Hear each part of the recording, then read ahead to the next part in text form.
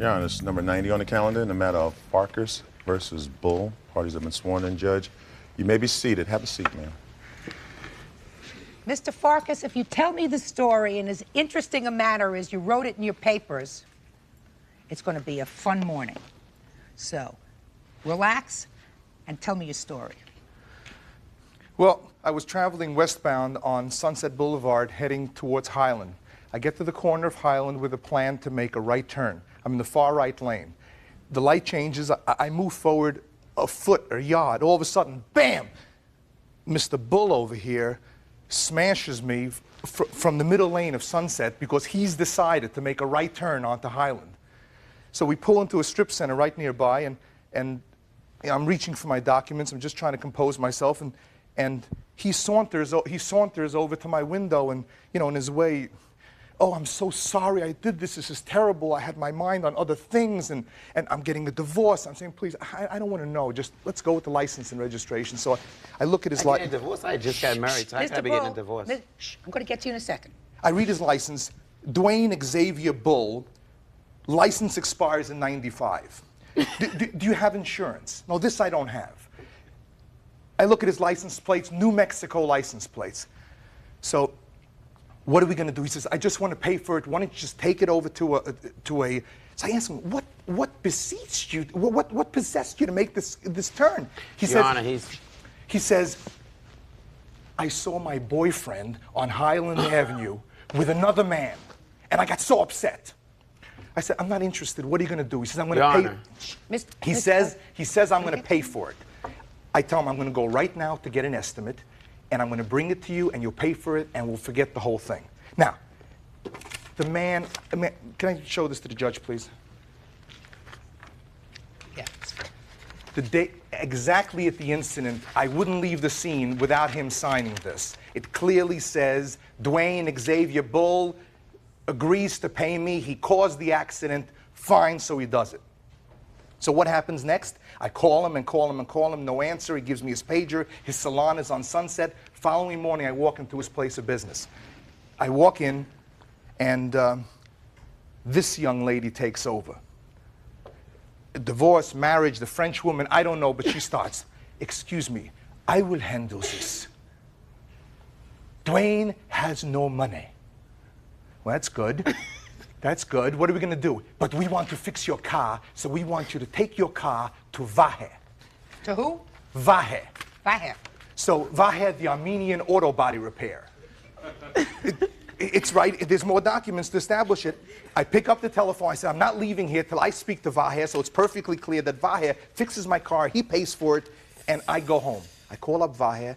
And I say, "Vahe, do we understand each other? Dwayne Xavier Bull, I'm going to bring my car to Jenemsveld in the valley somewhere, and you should only know where, I don't know where it is. You have to take a cow to get there. So, Vahe, do we understand each other? You're going to fix the car, and Dwayne Xavier Bull is going to pay for it." He says, "No problem. We know Dwayne. You bring your car. You'll be very happy." Following morning, my wife and kid in tow with the Camry behind us. We're trucking out to no man's land. Oh, excuse me.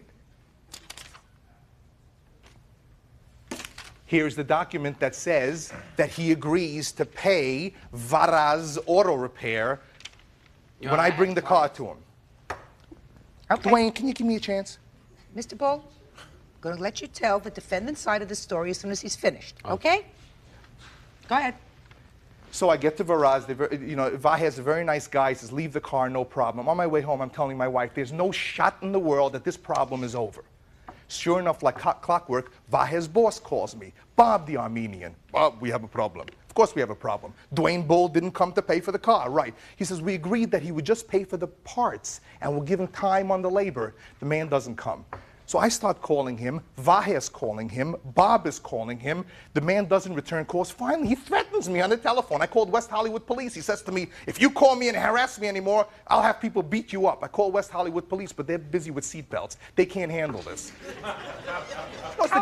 How long are you in California, sir? Not long. How long were you in California at the time of this accident? Unfortunately, only about 60 or 90 days, and although it's not relevant to the case, 45 days before this incident, I move into a house on April 4th, and the following day I wake up in the morning and the house is on fire. I'm carrying my baby out in the fire at 2 o'clock in the morning. And We heard that enough. if I make, oh yes, we heard it enough. Well, here's an official document from the fire department establishing that happened. I know it's not relevant. I'm sorry. It has nothing to do with the case. Okay, so did you get your car? I actually paid for it yesterday for a full month. I mean, this man wreaked havoc on my life. How much was the... $1,800. It was 19 at first. Excuse me. You want to pay 19?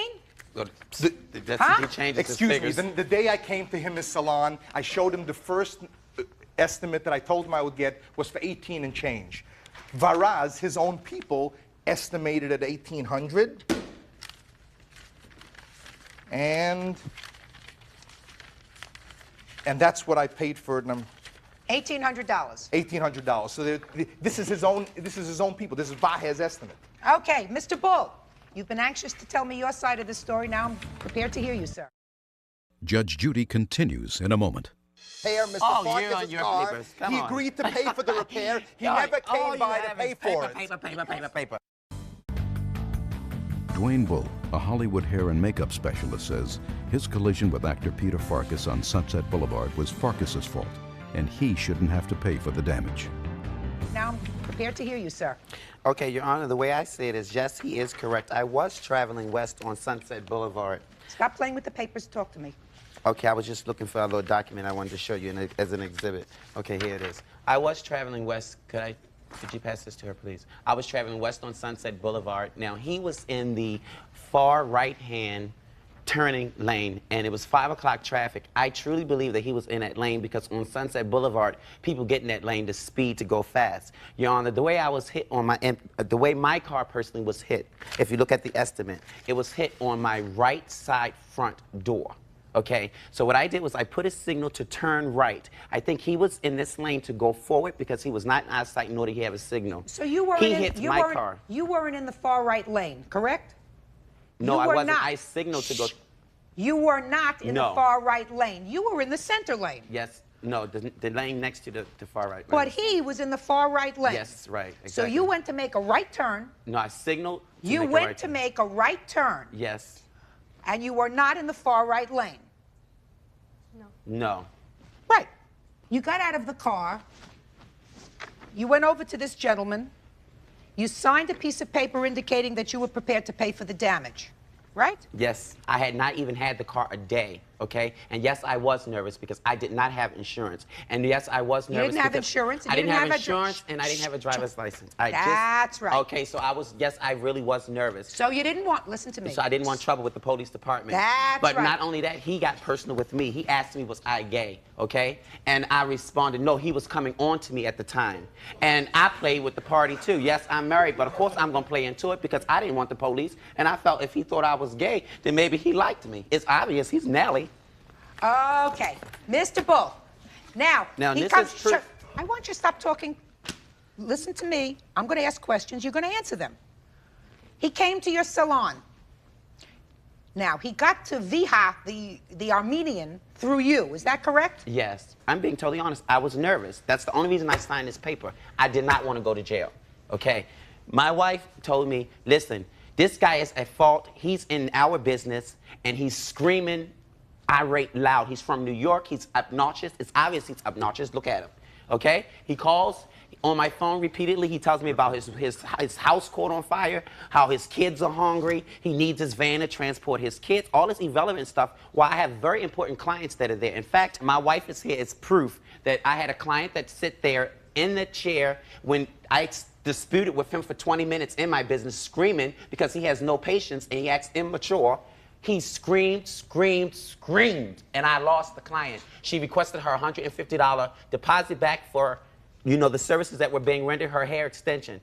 I am a popular hairstylist, and only thing I ever stated to this man is that when you want to speak to me, you do not call me at home and you make an appointment like everybody else.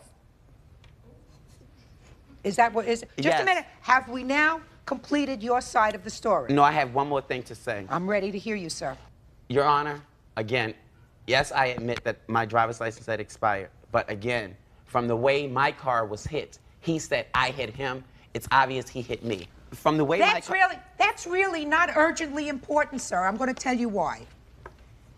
Mr. Farkas had the right at that time, because there was an accident, to pick up the phone and call the police to have them come to the accident. But why didn't he? Why? Because I had... No, because you had problems with your license, too. I'm almost certain you did. You had some kind of problem. You looked at my Bull, license and said, Mr. you know, you're a Bull, typical Gemini. That was his comment. Mr. Bull, you, sir, had no insurance and did not want the police to come because you were also driving with a suspended license. He gave up the right to call the police, to have the police come and make a determination based upon, don't interrupt me, based upon what they saw, whose fault this accident was. You said to him at the time, He never mentioned police. I will take care of the damage, and you signed a piece of paper indicating you would take care of the damage. I signed that paper again because I was nervous. Well, I don't care whether you were Anybody nervous or signs not. paper, I mean, under not, pressure. listen, I mean, I I want was you to get- nervous. I want you to get not nervous, My Mr. personal Bull. lifestyle had nothing to do with this case whatsoever. And for him to mention those things about my personal, I think that it was very irrelevant. And it's obvious that, again, from the way the position my car was hit, that it was his fault. But of course, he's not going to admit it. Okay. Your Honor, I was doing... And you did real good. I was doing the man a favor. Doing me a favor. He's telling me Mr. about Farkas. his wife Doing me a problems, favor. telling me about the two-timing boyfriend. I mean, the man's got, you know, sexual confidence. He's a menace on the road. Mr. Farkas, Mr. Farkas. I'm sorry. What the hell's so funny? Judge Judy continues in a moment. And later today, He has no idea what my feelings are if I like to ride bicycles. He doesn't know that about I me. dated him for 6 months. We've been friends for 9 months since then. is ready to rule. You're a Mr. joke. Farkas, you paid the $1,800 to have your I car did. fixed? Judgment in this case is for the plaintiff in the amount of $1,800. The defendant's counterclaim for harassment and all sorts of other things is dismissed. Thank you, Judge. Goodbye. Is our excuse, you may step out. And now the next case. All parties on Ryder versus Pullman, step forward. 30-year-old marketing director Kirk Ryder says he loaned his bicycle to his ex-boyfriend Klaus Pullman, and it was stolen. So now Klaus should pay. All right. Mr. Ryder, you say that you lent a bicycle to the defendant, and he had it in his possession for a long time, and then through his negligence, the bicycle was stolen. You want your money for the bicycle. Well, I wanted a new bicycle, basically. Did you And- lend him a new bicycle? Pardon me? No, I What wanted didn't you understand, sir? I wanted my bicycle back. Well, he couldn't give you your bicycle back. Right. So we entered So my into... question to you is, did you lend him a new bicycle? No, I did not. How old was the bicycle that you lent to him? The bicycle was 3 years old. And had you purchased it? No, How did you get it? it was, I inherited it from my best friend who died. And what kind of bicycle was this? It was a Univega Via Modego, 15-speed hybrid bicycle.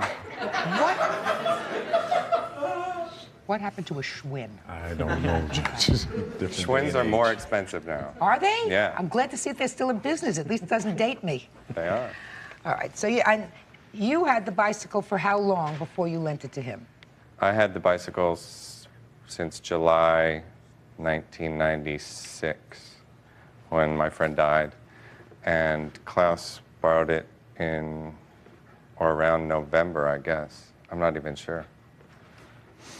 Well, then I gather you weren't using it much. Well, I was traveling. I travel for a living, so So I don't know which trip he borrowed it before. He borrowed it because his car broke down in the desert, and he was using his bicycle to get around. Then the bicycle he was using that he owned broke, and I offered to lend him mine. So far, does that sound right? Yes, except for when he loaned it to me When did he loan it to you? in June, in the summer Of '96. of '96. What happened to his bike? It was stolen. Mr. Pullman, you understand if the bike is in your possession, then you have a responsibility to either replace it or to give him some compensation for it. He neglected the bicycle. He didn't want the bicycle. It didn't work. It sat in his dining room for 2 years while he was traveling. Objection. It didn't work. Your Honor. What?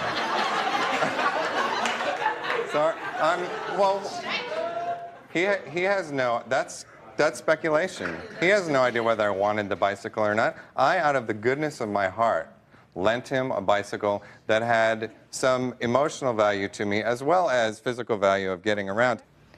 So it doesn't seem to me, I mean, have you been friends for long?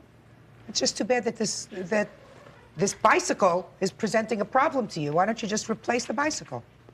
Because he didn't want the bicycle. He left it. I took care of it. I didn't neglect it. I locked it with my bike, with my roommate's bicycle. It was in my garage. All three were stolen. He didn't want it. He liked it in my garage and not in his dining room. That's why I had it for so long. He didn't want to come get it. He wouldn't let me return it. He travels a lot, so it was his schedule that was in question. I work at home. I'm always there. He neglected the bike. He gave it to me. He didn't give it to me. He loaned it to me. Asked right. me to keep it for him. He loaned you the bike. I took care of it. Good. I housed it. Good. It was stolen. It's out of my control. Right. He neglected the bike a year ago. He loaned it to me a year ago this month. Your Honor, Yes, well, he moved 2 blocks away from my house when he Doesn't make moved any to West difference, Hollywood. Mr. Pullman. He could have returned it. Mr. And Pullman. also, wait, one more thing. I believe that he did neglect the bike because I lent him the bike with a kryptonite lock, and he did not use that lock. He used a chain which could be cut easily. Judge Judy continues in a moment. Want justice? Call 1-888-800-JUDY. Kirk Ryder says his ex-boyfriend Klaus Pullman should pay for the bicycle he borrowed because it was stolen while in his possession. the only thing that I have to decide is on a value of this bicycle because you did not purchase it. To replace it is a problem because to replace it, what you're seeking is the full replacement value of the bike, which is, you say, $399 to replace a bike of similar quality. Is that what you indicated? Which is actually less than the bike that was stolen is valued at. Well, bicycles, listen to me, sir. Bicycles are not like diamonds. They don't appreciate in value. Oh, I know that. They depreciate in value. So if it had been bought for $500, it depreciates probably 50% in the first year that somebody has it. So then you're down to $250. That's after 1 year. So you're not going to get anywhere near what this bicycle would cost new. But you have to pay something to him, sir. You accepted it into your care. That's what we call almost a bailment. Even if he was storing it at your house and you agreed to accept it for storage, right, you have a certain responsibility towards it. You said something about this lock. It's a standard bicycle kryptonite lock. He loaned it to me with the bicycle, but he didn't loan me the key. So what'd you do with his lock? The lock is with the bicycle. It stayed with the bicycle. It has a holder for it. Okay. Which There's I a couldn't, lock. which There I was couldn't get off without a key. A tire pump and also a water bottle and cage. All accessories to the bike, which Mr. added Ryder, to the value. Mr. Ryder, stop getting so excited. It's a bicycle. It's a bicycle that you didn't ride and you didn't miss for a year. I did ride, Your Honor. You're irritating me. Listen to me. From the time you lent it to him until March of this year, according to your own statement, you really did not make a request for this bike. I made one request. Wait, so evidently No, it I wasn't made two. I made two. Evidently it wasn't something that was right at the forefront, the signpost on your face. You know, it was Well, just I didn't a piece. ride it because it wasn't in my possession. I had loaned it to a friend. That's why I was not riding the bicycle. And your friend is going to give you $150 that you can use towards purchasing a new bike. Judgment for the plaintiff in the amount of $150. That's all. Thank you, Your excuse Honor. you may step out. Judge Judy continues in a moment. And on the next Judge Judy. Yeah, this is case number 470 on the calendar in the matter of Durand versus Blick. Parties have been sworn in, Judge. You may be seated. Mr. Durand, according to your complaint, you became involved with the defendant while she was married and made a series of loans to her. Is that right? Yes, ma'am. Several $1,000s, $3,000. Almost 3,000, yes. She says that you didn't make any loans. Whatever you gave her were gifts. Yes. How did you meet each other?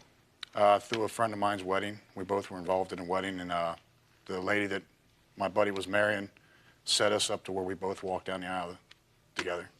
And how long did this relationship last that you About developed? About 2.5 years. It's a long time. You were living with your husband at the time? Yes, and it was 2 years, ma'am. Now tell me about these loans that you made to her during that time. She'd asked for money. She said she wanted to get a job, and she needed money to get clothes and different things, and I gave her the money. At different times, she'd call and say, I need this much. I wrote a check for this amount, and I can't cover it. We put it in the bank on several different occasions. On the receipts, I have all the bank receipts. Well, just because you gave her money, Mr. Durant, doesn't mean that they were loans. What makes you think that they were loans, sir? Well, the money I put in her account, I told her that had to be paid back. I gave her money also out of my pocket on different occasions. I understand the dynamics of this situation from the papers that I have, which is you decided to stay with your husband and you called this relationship off. Yes, ma'am. And it was after that that you pursued these alleged loans. Yes, ma'am. Mr. Durant, were they loans? Yes, at that time, yes, they were. Which ones were loans, sir? The ones I have the receipts from my bank account to her bank account on, yes, are loans. And how much is that? $2,920. The money that came straight out of my pocket, which is about $1,000, I had just given her 100 here, 100 there. I told her, don't worry about paying back. Now, Mrs. Blick, $2,920 is what he said he has in bank receipts. Do you remember getting that kind of money from him? Yes and no, ma'am. Well, yes. Okay, yes. But let me elaborate on that. I would pick up things, say groceries or whatever the case may be. I don't recall exactly everything I picked up, and he would say, if he didn't have the cash on hand, he would deposit it into my account. That's a lot of groceries for $3,000. No, it wasn't just groceries. It was several different things. Like what? Clothing. For whom? For himself. Let me see the bank receipts, please. During this 2-year period, you were living with your husband or you were living with him? No, I lived with my husband. So what did groceries have to do with him? No, if I was somewhere, he would ask me to pick up things for him. I would pick up things for him. If I was at the mall, he would ask me to pick up things. I would pick up things. He borrowed money from me and also deposited money into my account that he owed me. Did you ever owe her any money? No, ma'am.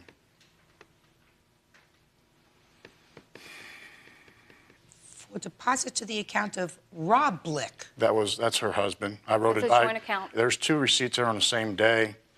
I think one's for 50 and one's for 110. One to her account and one to her husband's account.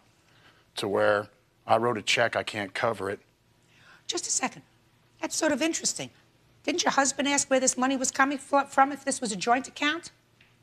Ma'am, it's a joint account, okay, yes. But if he owed me the money, I would give him the money. This account basically... You're not answering my question, Mrs. Blick. No, he didn't ask because this account basically I take care of. He doesn't.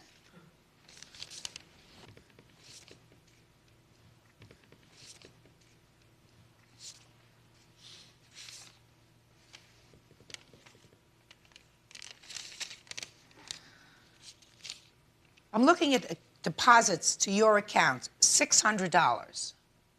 Okay.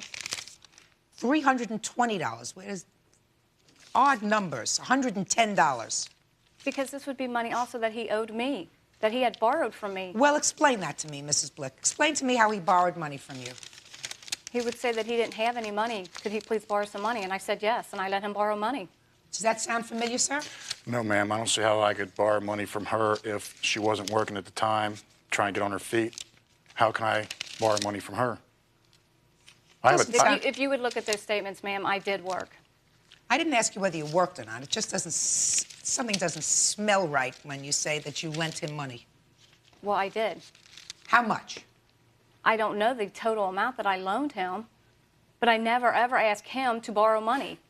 He didn't give me money that I asked to borrow, ever. $2,900. Yes. He deposited into your account. And you're telling me that none of this was a loan? No, ma'am, it was not.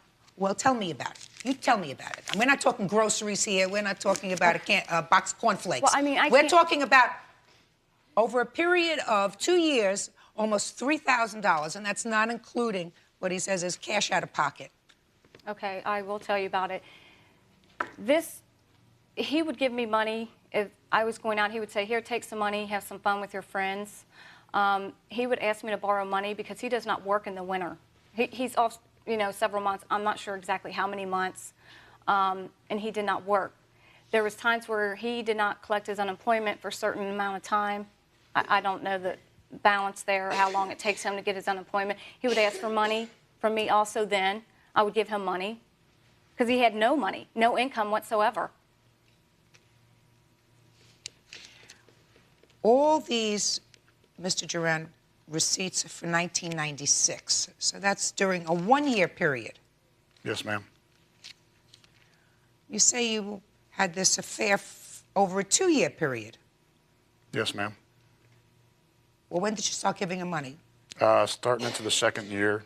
The first year, I mean, we were just seeing each other, and then she decided, she said she wasn't happy with her husband. She loved him more as a brother than a husband. She wanted out. She wasn't happy, but she was staying because of her son, her one son. Judge Judy will continue in a moment. I'm not insecure, you know, with our marriage. Obviously she was, but we're working through that. And later today, 7 years, I'm his best friend. Like, I don't know him You enough. were my best friend. Well, Megan, you know what? If you wouldn't have slept around on him, maybe I still would be. Oh, yeah, right. Oh. Real Cases, Real People, Judge Judy. Mark Duran wants his former girlfriend, Melissa Blick, to pay back the money he loaned her when she was married to another man. Melissa says the money Mark gave her was a gift. You know, it was the wrong thing for her to get involved in this situation. It was also the wrong thing for you to Yes, get ma'am, involved I in know. this situation, sir. Right? Yes, ma'am. According to your papers, you have a tape that memorializes her statement that these were Yes, ma'am, I do. loans. Yes. When did you make that tape? The last time I talked to her on the phone, which was, I think 4 months ago. You want to tell me what it says on that tape? I asked her when she's going to pay me. She says whenever. I told her to put it in my account. She said, to start with, she said no. At the end of the conversation, she agreed to put the money in my account.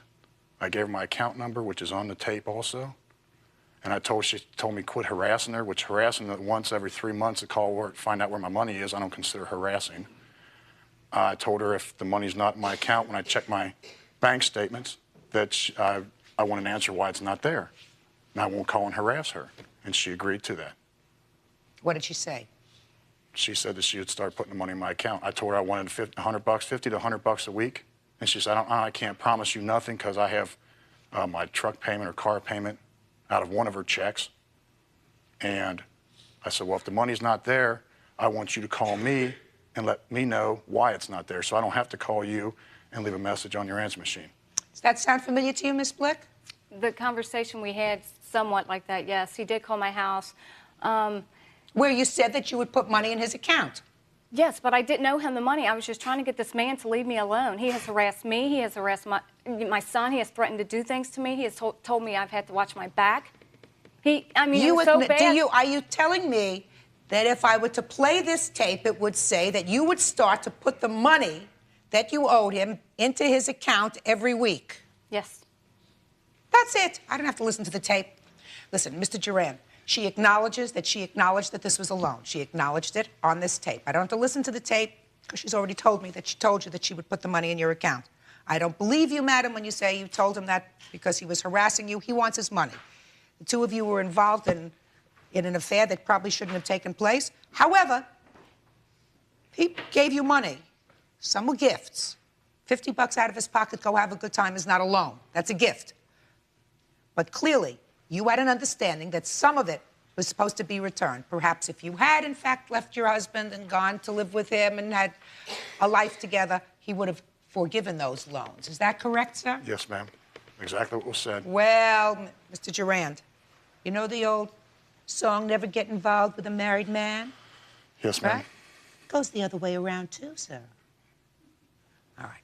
I'm satisfied that at least the monies that were placed in the defendant's bank account were placed there as a loan, and I am awarding you $2,920. That's all. Thank you. Parties are excused. You may step out. The woman never needed money. If she needed money, she'd come to me. I never asked questions of what she did with the money. As far as what happened between them two, I don't really know. I'm not insecure, you know, with our marriage. Obviously she was, but we're working through that. I apologize for what went on between me and his wife, and I hope that if it does work out between them. And now the next case. Party's on Blas versus Blas. Step forward, please. 21-year-old medical receptionist Megan Blas claims her ex-husband, 22-year-old administrative assistant Philip Blas, owes her for a repossessed car and credit card bills. He's countersuing her for physical and mental abuse. You folks were married for a short time and divorced. Yes. Yes. And you are suing your former husband because you allege that he left you with a large debt. Yes. And you feel as if he should be responsible for half of the debt. That's right. You have a countersuit, sir. Yes. Some of that's nonsense. But basically, you are saying that, A, most of the stuff that's on the credit card bills and the other bills that she's complaining about were in her possession. Mm-hmm. B, you paid for a lot of the things, most of the things when you were married. Yes. And C, you want to be compensated for all the mental anguish that you went through because of her. Yes. Mental anguish is a subjective thing, sir. You're no longer subject to mental anguish because now you're divorced. Got it? Got it. Good. All right, so, Ms. Blas, let's talk about these things that you say your former husband is responsible for, at least in part. Let's start with the biggie on your list. Something about American General. Now, Yes. what's that for? Well, we refinanced the car that we had because the finance company that we were with charged too much interest, so we went to something that was cheaper. And we also took an amount that I had already borrowed from them and an amount he had already borrowed and just all collaborated it into one payment. For the car? Yes. What kind of car was this? A Honda Civic CRX. What year? 87. What happened to the car? It's since been repossessed and sold. At the time that you separated, which was in what year? 97. Where was the car? It was in my possession. So you kept the car? Yes, I did. And it was repossessed because you stopped making payments? We both stopped making payments, yes. Well, did you expect him to make payments on a car that you were driving? No, I didn't. So the car was repossessed because you stopped making payments? Right. Judge Judy will continue in a moment.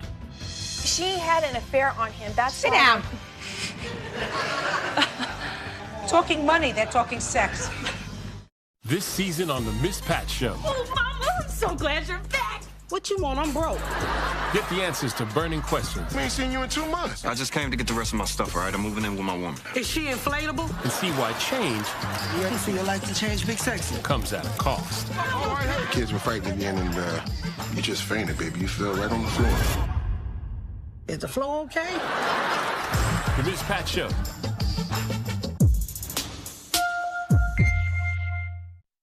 Real cases, real people. Judge Judy. Megan Blas wants her ex-husband, Philip Blas, to pay for a repossessed car and some credit card bills. He wants her to pay for physical and mental abuse. What was your arrangement with her with the car, sir? The agreement on the car was if she were to take back the car, she would make the payments and she'd make the insurance on it. And Is that correct? Yes, ma'am. So then why are you suing him? He co-signed on the loan, and so he is equally responsible, as from what I understand. Hold it. Let me understand this.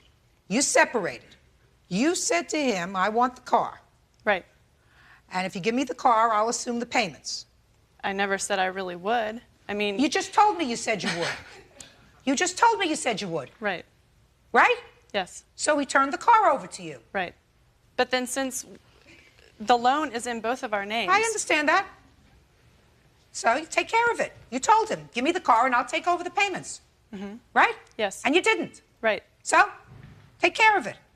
You made an arrangement with him. Give me the car and I will be responsible for it, is what you're saying. Then you weren't responsible for it. You weren't responsible, period. They repossessed the car. You want him to pay for half of whatever the deficit was. Right. Ridiculous. Next. That's the biggie. Let's go to the Sears bill. What did you buy at Sears? Numerous household items. Like what? Television. Where's the television? In my house. What else? CD player that was in the car. CD player that was in the car? Yes. That was in your possession? Right. That got repossessed? What else? Clothing for the both of us. Clothing. Well, he seems to say that he bought a few items of clothing. Right? Yes. What clothing did he put on this Sears card? Work clothing.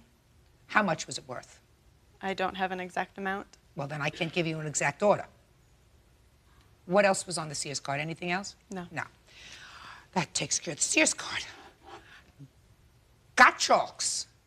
What kind of a store is that? It's a department store. And whose items were on that? Both of ours. What? Clothing, mostly. Does that sound familiar to you? Maybe a pair of pants and a work shirt. That was about it. And I wasn't even allowed to charge on the Gottschalk's bill, so I had no access to it at all. Whose name was that card in? Mine, but he also had a card. Did you have a card? No, ma'am. You have a bill from Gottschalk's? I do not have a bill because I was not able to get those. You get a bill every month. I do, but they don't break it down. We're talking about $338 Gottschalk's bill, right? Yes. Half of that is $169. Correct. But you can't establish to me what part of that $338 were his clothes. Is that right? Yes. All right. Let's get to your countersuit, because that might take care of the whole ball of wax. You say that you borrowed $700 to buy this car. Is that right? No, that was $700. There was a car payment that had to be made, rent, utilities, and those kind of things. When was that? It was over a period of time, a period of about 3 or 4 months. Is that right before you separated? Maybe 4 months before we separated. Oh, please. Mr. Blass, forget about it, sir. Forget about that part of your countersuit. Okay. Because you can't substantiate. This is kind of nonsense. Now, tell me about this mental anguish and be very, very brief. There was physical abuse. I ended up having to defend myself a couple of times. When you say defend yourself, you mean she hit you and you hit her? She hit me, and I stopped her from hitting me. Stopped her. What'd you stop her with? My hands. Okay. Is that why I assume you separated? No, there's some other details in there. I don't want to know the other details. Judge Judy is ready to rule.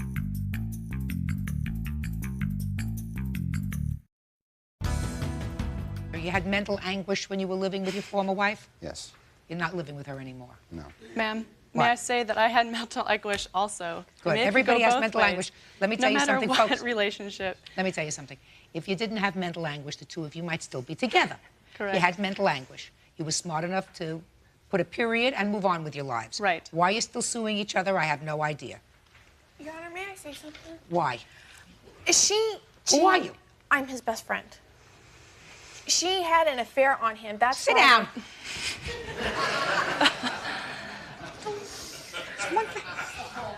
Talking money, they're talking sex. Look, Miss Blass, you didn't like living with him, you filed for divorce, you got a divorce, he defaulted, right? Correct. Put a period, move on with your life. Sir, Yes. but for the fact that she sued you, you would never be here. Is that correct? Yes. Good. So put a period, move on. Lawsuit, countersuit, dismissed. Have a nice day. Parties are excused. You may step out. Judge Judy will continue in a moment. Back to it, you right. And on the next, Your Honor, this is number 34 on the calendar in the matter of Saunders versus Thompson. Parties have been sworn in. Judge, you may be seated.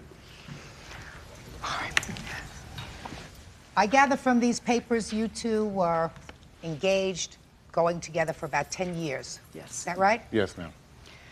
And at some point, Mr. Saunders, according to your complaint, you went away for about 2 years. Yes, ma'am.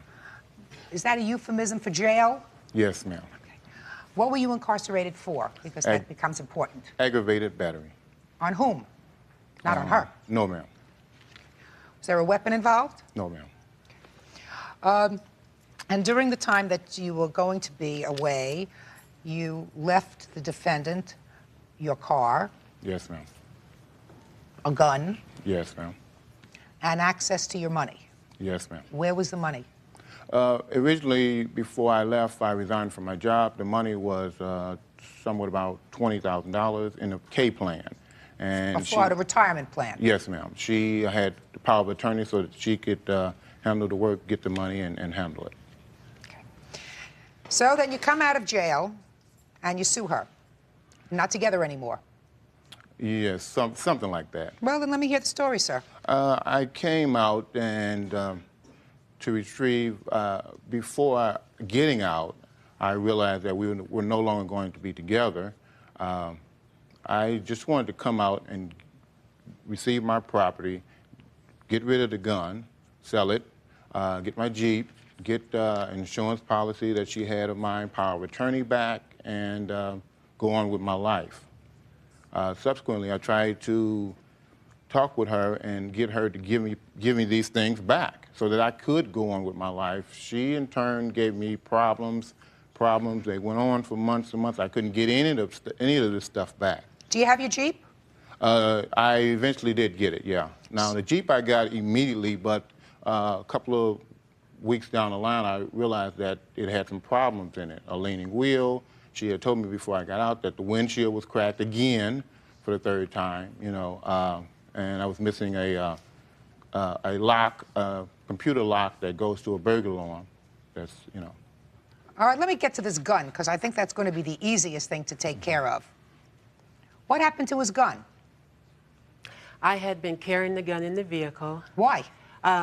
At the suggestion of Mr. Saunders, because I did travel every weekend back and forth a considerable distance. There was one occasion where... Travel where? To Illinois. For what? To visit him. Okay. There was an occasion where I had a blowout with the tire. Somebody approached the vehicle while I was waiting for the repair service, and at that time he suggested I should keep the gun in the car for emergency situations like that. Is that true? No, that's not true at all. Ma'am, I've been with Kim for 10 years, a decade before I went away. Kim has never touched a gun. She was scared of them. If I had one in the wrong spot in her way, she would come get me to move it. I know that she's as awkward with a gun as she would be with an elephant. Miss Thompson, what happened to the gun? We're going to start over again. I was going to go visit Mr. Saunders for a family event. I knew that the vehicle would be searched, so I'd taken the gun out of the car and left it in the home of my third party. What third party? My witness, Mr. Hogue. This is your new boyfriend? Yes. So you took the gun out of the car and gave it to him? I did not give it to him. I put it away, and I informed him that I was going to leave the gun in a certain drawer in the house. Why didn't you leave the gun in your house? Because when I was on my way to visit him, I was at Mr. Hogue's house at the time, and I remembered, that gun is out there, I need to get it out. So I just came from the Jeep, put it in the house, and I informed him that I'm going to leave this here while I go visit. So on your way to visit him, you stopped at his house? Right. Had you told him you had a new relationship? Yes. Is that right? Somewhat. I found out on getting out of jail, I found out when I got into my Jeep and opened up the glove compartment and hotel receipts fell out. That's how I found out. Step up here, sir. Because I want to deal with the gun first. What happened? Your name? My name's Gerald Hogue. Mr. Hogue, what happened to his gun? There was a disturbance at my house. What kind of disturbance? There was a fight between some friends. The police came. They asked were any weapons in the home. I told them yes. They seized the weapons. When I talked to Mr. Sanders about his gun, I told him where his gun was. I told him what he needed to do to get it back. So the gun was really seized because of a problem that existed in your house with the police? Yes. And your gun is, you have the license and registration for your gun? Yes, ma'am, I do. You know that you can go to the police station and get your gun back if you can prove it's yours. But I was told so many lies. Originally, she told me that she had the gun. Well, she already told me one lie, but now we got to the root of it. Yes, ma'am. But recently, I just found out that, and this is at his word, that the police and I think Jennings have the gun.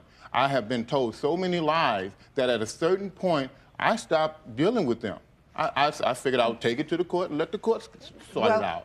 Mr. Saunders, really, all you have to do is go to the police station. When the police have confiscated property, and you can identify that property and satisfy them that the property is yours, and I assume your registration for that gun says what kind of a gun it is. What kind of gun is it? It's a Taurus 9mm. You don't need that gun for any particular reason, sir. No, ma'am. I don't need the gun, and as a convicted felon, I'm not allowed to have a gun. So therefore, they will not give it back to me. Ah. Okay. Your Honor? Yes. May I say something, please? Yes.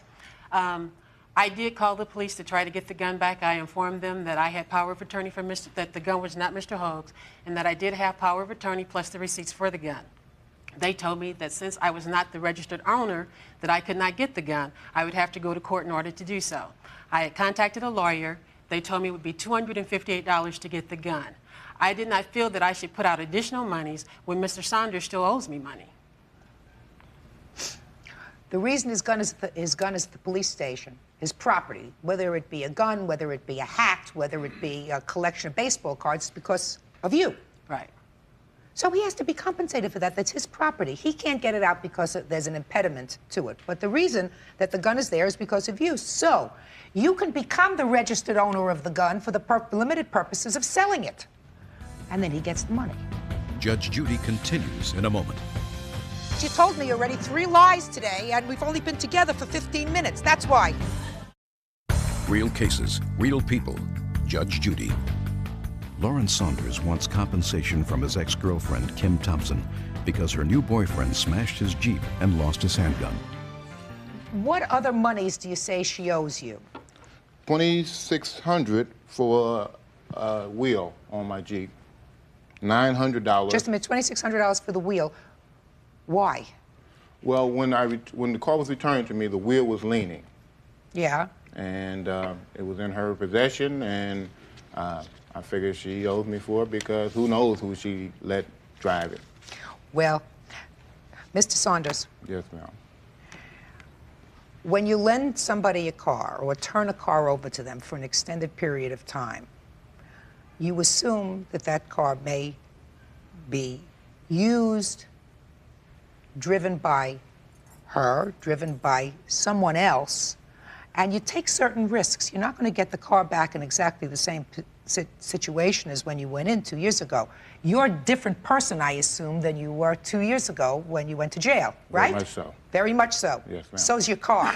Yes, ma'am. Yes, ma'am. But also, that wheel was leaning so bad that it's unsafe. I do not assume to get my property back in an unsafe condition. Also, ma'am, I'm not upset with anything that happens to my stuff in her possession. But when she lends it out to third parties, that's what I have a problem with. And third parties also who aren't honest. Well, your arrangement with her was that she paid for the car, make the car payments while you were away, and she would have access to the car. She agreed to pay for the payments. I also, with the monies that I had that she was in possession of, said to her, if you have any problems paying for it, pay for it out of my money. Did you use his money to pay for the car? No, ma'am. That's untrue, ma'am. I have paper right here stating that she did.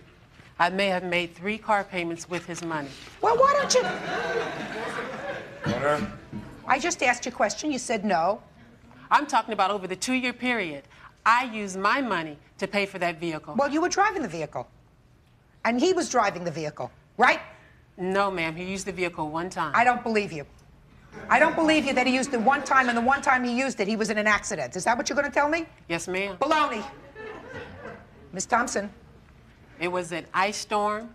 Miss Thompson, I don't care if it was an ice storm, a tornado, or a typhoon.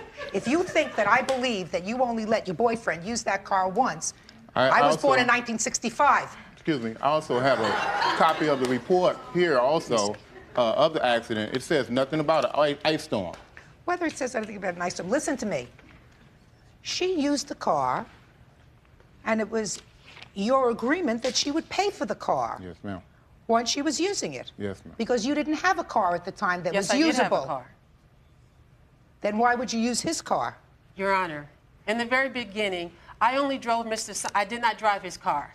He asked me to drive it because the alarm vehicle was on there. He was afraid it was going to drain the battery if it just sat there. All you have to do is put the car up on blocks and take out the battery. Isn't that right? If you're not going to use it for a long time? I don't know anything about that. Well, you So should. initially, I started driving it just on the weekends. After my car went down in '96, then I started driving his car on a daily basis. Mm-hmm. So you used it all the time?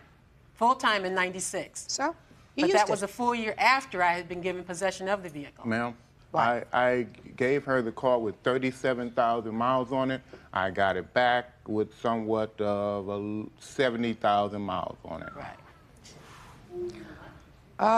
Because I basically drive 150 miles a day. I'm just interested. I'm interested in, these are the expenses from your 401k, is that right? That's what itemized description of what she gave me. Who uses all these Bibles?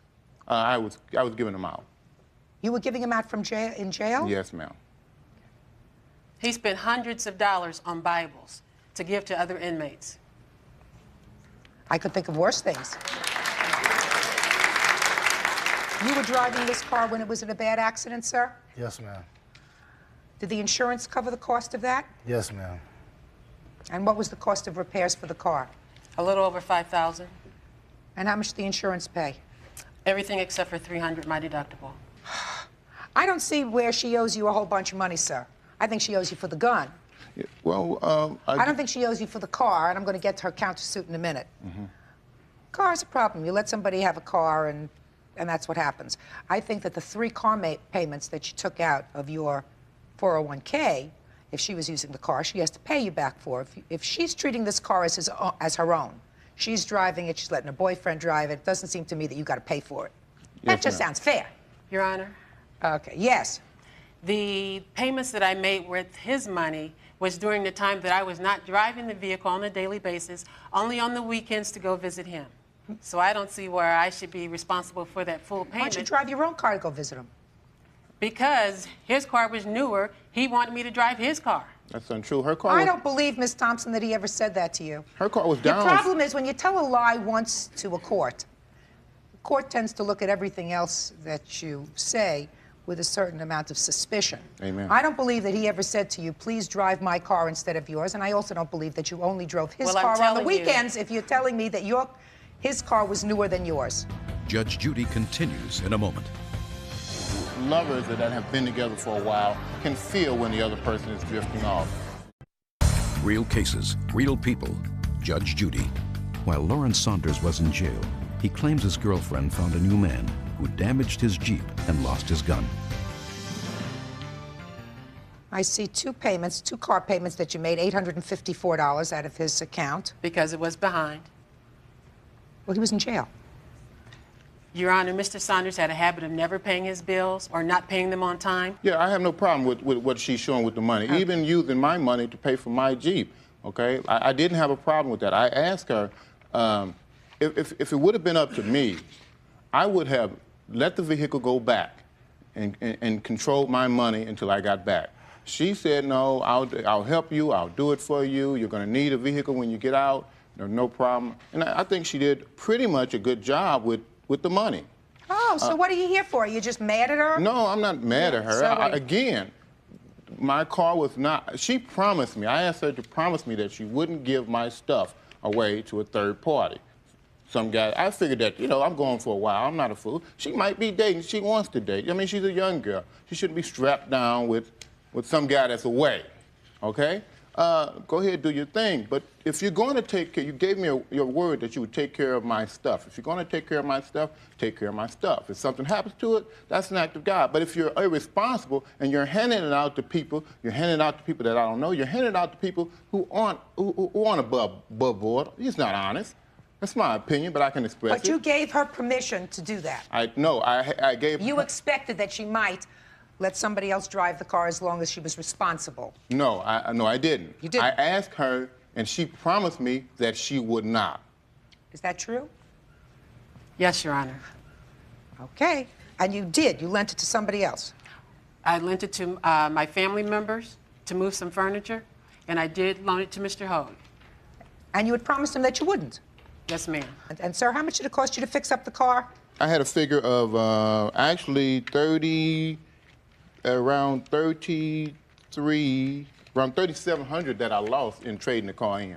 So if he says that he lost money because the car was not driven appropriately by you, Mr. Hogue, some members of your family, and was in an accident, don't you think he should be compensated? No. Well, but you think that you have a counterclaim against him for what? You're countersuing him for $5,000. I'd like to hear for what? For the monies that I paid on the Jeep, Mr. Saunders said that I could have used his money, but he didn't have enough money to cover the cost of the vehicle. So you want him to pay you for his car that you were using while he was away? I'm suing him for the fact that he has been, in my opinion, very dishonest about the whole transaction with the vehicle. Why? Because, Your Honor, he had initially told me that he was going to pay me back for keeping his vehicle. Did you ever tell her that? No. I believe that you never told her. Ms. Now, Thompson, why would you believe him and not me? Because you told me already 3 lies today, and we've only been together for 15 minutes. And he That's has why. not told you a lie? That's why. And because it doesn't have the ring of truth. What you're saying doesn't have the ring of truth to it. It Your just Honor. doesn't. And let me tell you why. Because there were times when he had plenty of money in the bank, and you didn't take the money out of his account to pay for the Jeep. And because according to his statement, which I believe, without his prior authorization, you went and refinanced this car because the payments were too high so that you could make the payments. Is that true? No, ma'am. You mean this I car was went- never refinanced? Yes, it was. I refinanced the vehicle with his credit union because it was a cheaper monthly payment and less of an interest rate. For you to pay. And then you made the payments. And eventually, he would have had to have paid with no job. How was he going to make a $427 payment each month with no job? Ms. Thompson, so what you're telling me is while you had a new boyfriend, you were concerned about what would happen to Mr. Saunders when he got out of jail. Judge Judy is ready to rule. Ms. Thompson, so what you're telling me is while you had a new boyfriend, you were concerned about what would happen to Mr. Saunders when he got out of jail. Yes, I was. The countersuit is dismissed. On your lawsuit, sir, this was a very good lesson for you, Yes, ma'am. right? I wouldn't give my closest relative power of attorney over my money without my having the ability to co-sign for it. Do you understand? Yes, ma'am. Very bad idea. I am only dealing now with this gun because as far as I'm concerned with regard to the Jeep, which is now sold, she used it, she paid for it for a substantial period of time. You sold it, whatever monies that you got, you lost money, but some of the monies that you got for it were monies that she paid. It was almost like renting a car from a rental company. She had the ability to use that car for almost 2 years, so she used it. It's a wash. You owe for the gun. The gun should not have been in his house. The gun should have been where he left it, in a vault, someplace safe. Judgment in this case is for the plaintiff in the amount of $200. Thank you, that's all. I was like, you mixed that up. Back goes to your right, please. On the next, when her man stepped out, I don't care that they're together. I don't care about none of that. Oh, yeah. she flipped out. She was banging on the door saying for me to come out. I'm not about to go out there after she said she was going to kill me. A woman scorned, but did she trash her car? She had called my cell phone and told me to come out and look in my car. I admit that I was there, but I did not do it. The girl I was with did do it. So you were in the car? Yeah. And this is your current boyfriend? Yes. According to your complaint, the defendant used to date your boyfriend. That is correct. And because she was angry with you, or whatever, for dating this gentleman, she vandalized your car. Yeah. She says she didn't do it, and she is counterclaiming because she says that you harass her. Right? Could you step up for a moment? I just want to see what everybody's fighting over. Could you pick your pants up? What's your name? Louis Castillo. How old are you, Louis? 20. You live at home? Yeah. Yes, sir. Yes, ma'am. Knew you were going to get it right, Louis, eventually. How long did you date Miss Jordan? Probably for like 3 years. Whose idea was it to break off the relationship, yours or hers? Both of ours. How long have you been dating Miss Samuels? She could pick up her pants, too. I don't have to look at her belly. Probably for like 6 months. Have you had any contact with Miss Jordan? No. Do you know of any reason why she didn't like Miss Samuels? I wouldn't know. Don't know? Have no clue. A man of few words. Have a seat. All right, so tell me about this vandalism, Miss Samuels. When did it happen? 6/25/02. And where did it occur? Driscoll and Paseo Padre. Who lives there? My friend Lisa. So tell me what happened. I was over at Lisa's visiting her, and she received a phone call from Barbara. She was going to come over. Well, Lisa told her no, and Barbara couldn't figure out exactly why she didn't want her to come over. So Barbara being across the street at the payphone at the gas station. How do you know that? It says on Lisa's caller ID, payphone, and Lisa knows the payphone across the street. Okay, go ahead. Well, she noticed my car being across the street. How do you know she noticed your car? Because she knows my car. How? I don't know. Okay, just tell me, don't tell me what she noticed, what she saw. Just you tell me what you saw and what you heard. Okay, so she called Lisa's house. Is that right? Yeah. And Lisa told you not to come over. Yeah, that time. I mean, I'm reading your answer because your answer seems to verify that. And you went over anyway. She called me earlier in the day and told me to come over. I said, I got to finish getting ready. And then I called her from the payphone and said I was there. She said, don't come over. And I said, okay. And then he got on the phone. Louis? Yes. And he said, I'm going to meet you across the street. I said, why do I need to meet you for? And then they hung up on me. So I went to her apartment and I knocked on the door. You went to Lisa's apartment? Yes, and I knocked on the door. So you knew at that point that Louis was there? Mm-hmm. Did you hear Miss Samuels there? What happened when she came over? She was banging on the door saying for me to come out. She said, come out here, I'm going to kick your ass. Why don't you come out here? So then, according to you, she knew you were there? Yeah. Okay. And you did not come out? No. I see it again. Thank you. What happened next? I received a phone call after Louis had left to get her out of there. Louis went outside? Yeah. Louis, did you see her when you went outside? Louis? Yes, ma'am.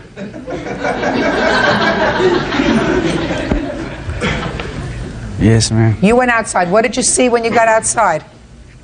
Just look at me. Don't make up any stories because you know what'll happen to you. I'll wipe up the floor with you. I know. Just tell me what you saw and what you heard when you got outside, if anything. I seen her. Basically, I was just telling her, you know what I mean, why are you starting trouble? You know what I mean, I'm out of here. Just get out of here, you know what I mean? Could you try to speak clearly, you know? So you told her basically to get out? Yeah. That, you know what I mean, it's over with. Louis, I know that you're a nice guy. So the answer is yes. Yes. And what did she respond to you? Did she say anything? Talking a bunch of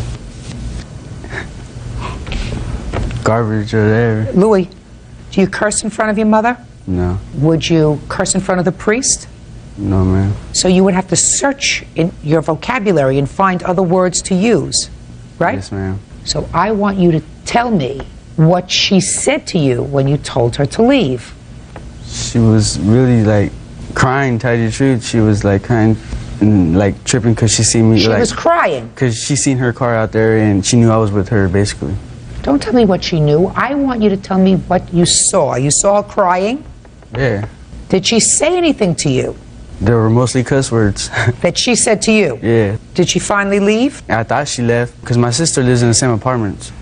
And I went to my sister's house and I came back out and she was at her car. You saw her at her car? Yeah, because her car... No, look at me. You actually saw her near Miss Samuel's car? Look at me. Yeah, it's right there on the corner of Driscoll and Paseo Padre. How close did you see her to the car? From where you are to where? The microphone. How long was she standing that close to the car that you saw? 15 to 20 minutes. Because I was trying to have her leave the apartment complex. I left and went in my sister's house and she was gone. But when I came back, my brother-in-law had told me that she was out there still. Did you see her when you came out there again? Is that when you saw her at the car, or did you not actually see her at the car? I seen her at the car. When? The first time. The first time? Yeah. As soon as we left the apartment complex. Sit down, Louis. Now as clear as mud. Fog is not lifting. Okay, when had you parked the car there? I would say not even a half hour before. I was just there. About a half hour before Miss Jordan came over? Yes. When did you see the car again? After I was clear that she had left. I'm not about to go out there after she said she was going to kill me.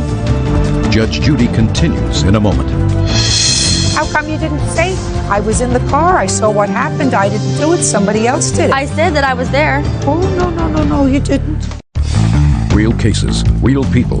Judge Judy. Aaron Samuel says her boyfriend's ex, Barbara Jordan, vandalized her car. Barbara says she didn't do it. Did you have any further conversation with Miss Jordan? She had called my cell phone and told me, come out and look in my car. She called you on your cell phone? Yeah.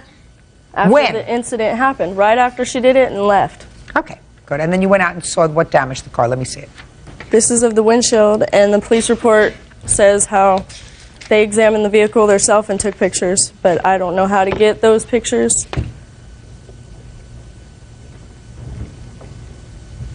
What kind of car do you have? I don't have one. What kind of car do you drive in? I don't. Who's Kim? My mom. But your mother has a car. Yeah. He does Look too, at that. Look at that. Your mother has a car. She's in jail, though. Your mother has a car. Yes. That a witness says matched the license plate of the car that was responsible for the damage to her car. That's true. Ooh, I was there, interesting. but I did not do it. How interesting. The girl I was with did do it. Really? Yes. I didn't even know her car. I did not know nothing about her, but this girl The had girl known who her. was driving the car did it? No, not the driver. You were the driver? No, neither one of us were the driver. There was a third girl involved. So you were in the car? Yes. Good! How come you didn't mention that in your answer? What? How come you didn't say, I was in the car, I saw what happened, I didn't do it, somebody else did it? I said that I was there. Oh, no, you didn't. I said that I was there, and I called from across the street on the payphone. No, you didn't say that you were there. Listen, Barbara, you didn't say in your answer anything about being present when the vandalism occurred to her car. I didn't get that far. You got that far in your answer to me. In my police report, it says You that got too. that far in your answer to me.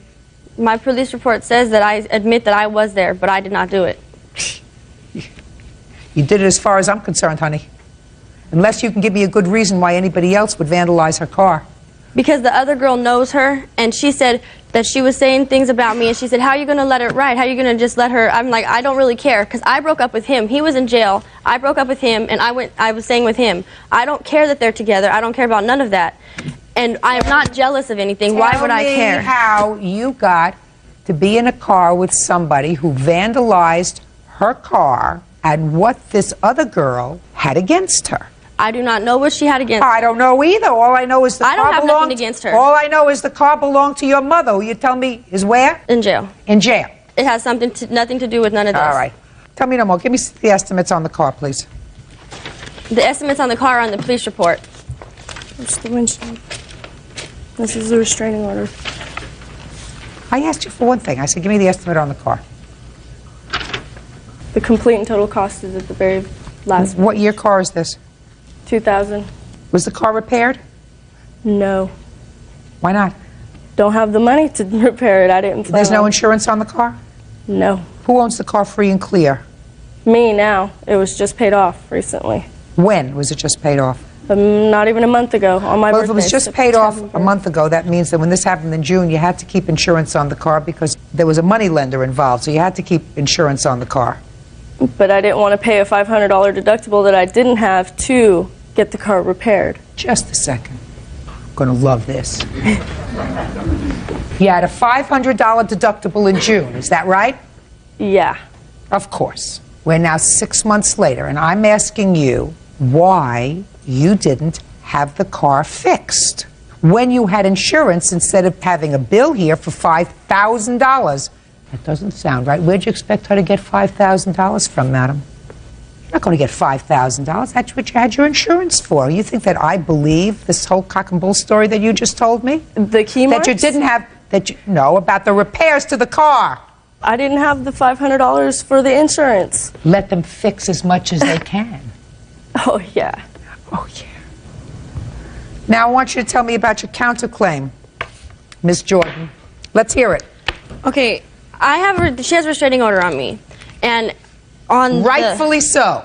On the 11th of this month, at 5 o'clock in the morning, the same girl, Lisa, calls my house saying that she's outside. I go outside, and she's hiding in the car too. And they give me a paper to say that they're going to sue me. I called my attorney, and I told him that she had came there, and I said, she has a restraining order on me. What can I do about it? Because he said I could go to jail because she has the 100-yard restraining order. And I went back inside, and on my answer machine was a tape of her and Lisa laughing about the whole situation. They're all F the cops, this and that. Well, you can hear the tape. Sure, I'd like to hear the tape. Bert, could you bring it up here? Maybe it's my here.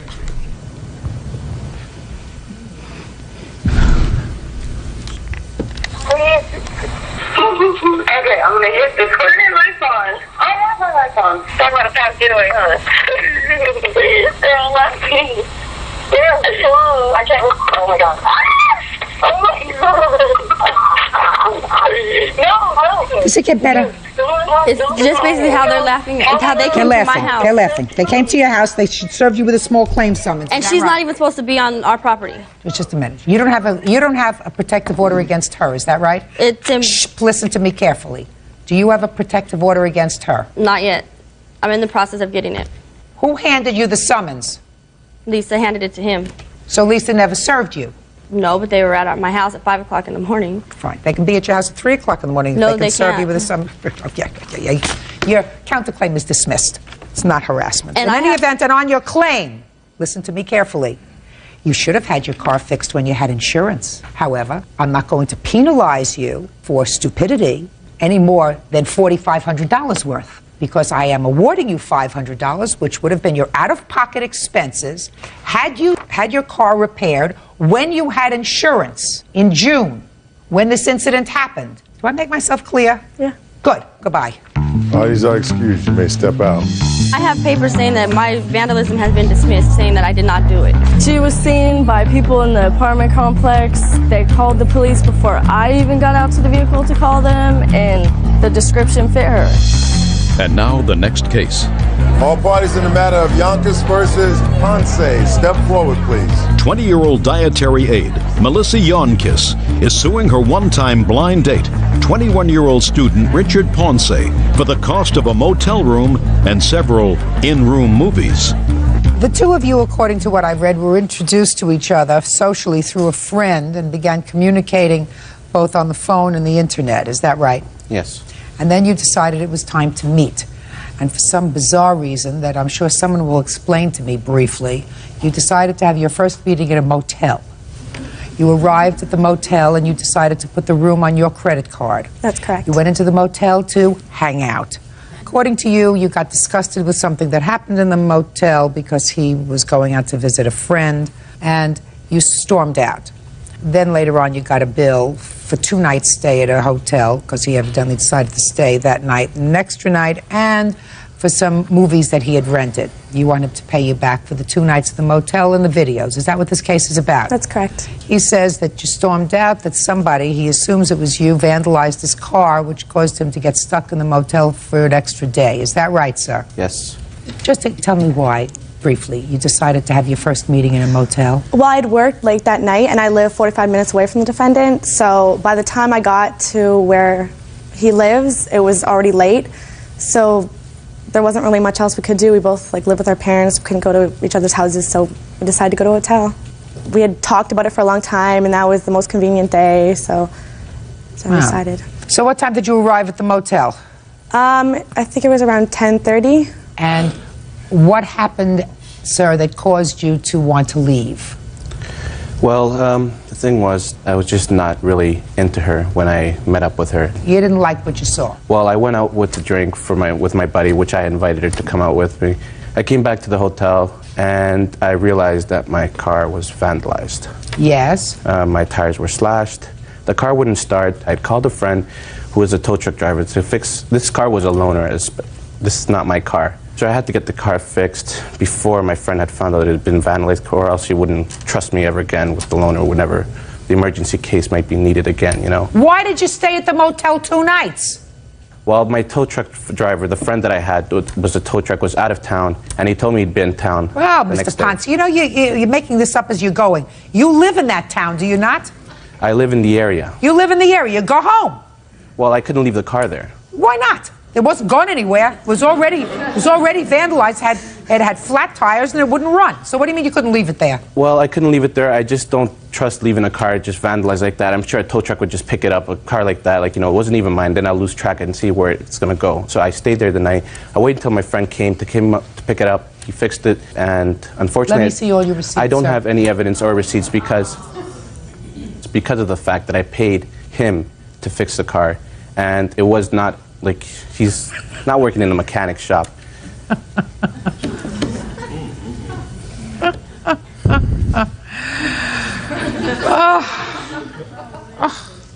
You are so full of yourself. You are so full of it and yourself. I begin to zone out because there is nothing there of substance, nothing truthful. I don't even have to listen to it. I mean, I can fantasize about a whole bunch of other things. I'll listen to it. Listen, the first day of the motel you pay for. Do you understand? That's your mistake. How much does the second night cost? Show me your bill. Okay. With the movies and the extra day, it cost me $221. For the second night in the movies? Yeah, altogether it was $360. Did you watch any of the movies with him? No, I left after the first night.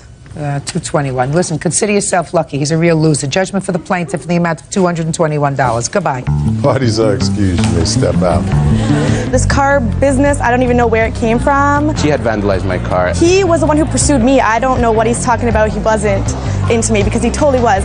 He made all the first move, everything. She was pretty much overconfident with herself. She thought just like, you know, with her looks, she can get everything, you know. I'm just happy she saw through that whole lie.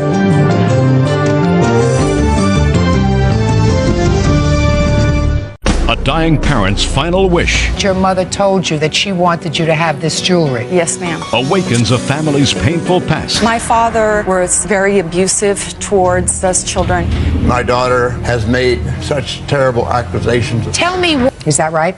Yes, ma'am. I'm having a little bit trouble hearing you. Okay, I will speak louder.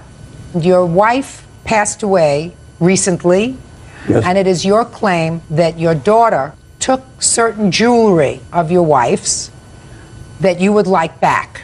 Yes, ma'am. That's what this claim is about.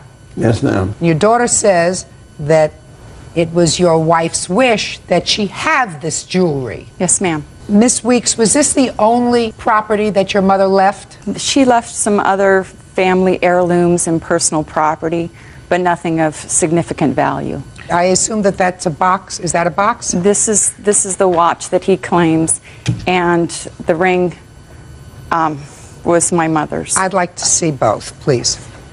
Were your parents, Miss Weeks, estranged at the time of her death? Yes, ma'am.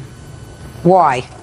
Well, in September of 1999, my mother was placed in an adult family home.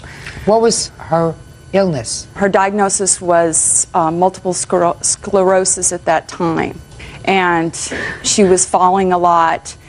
She was being left alone a lot, and Adult Protective Services were involved because of the fire department having to, she had one of those life call buttons, and the fire department was called to the house quite frequently to pick her up, and they felt that she was in a neglectful situation because she was not being properly cared for. And so Adult Protective Services started searching for alternative living arrangements for her. And according to the complaint that I've read and your answer, there came a time around 1999 where you were given by your mother power of attorney. That is correct. Subsequently, in 2000, you were appointed her guardian. That is correct. Was her diagnosis ever modified from multiple sclerosis to something else?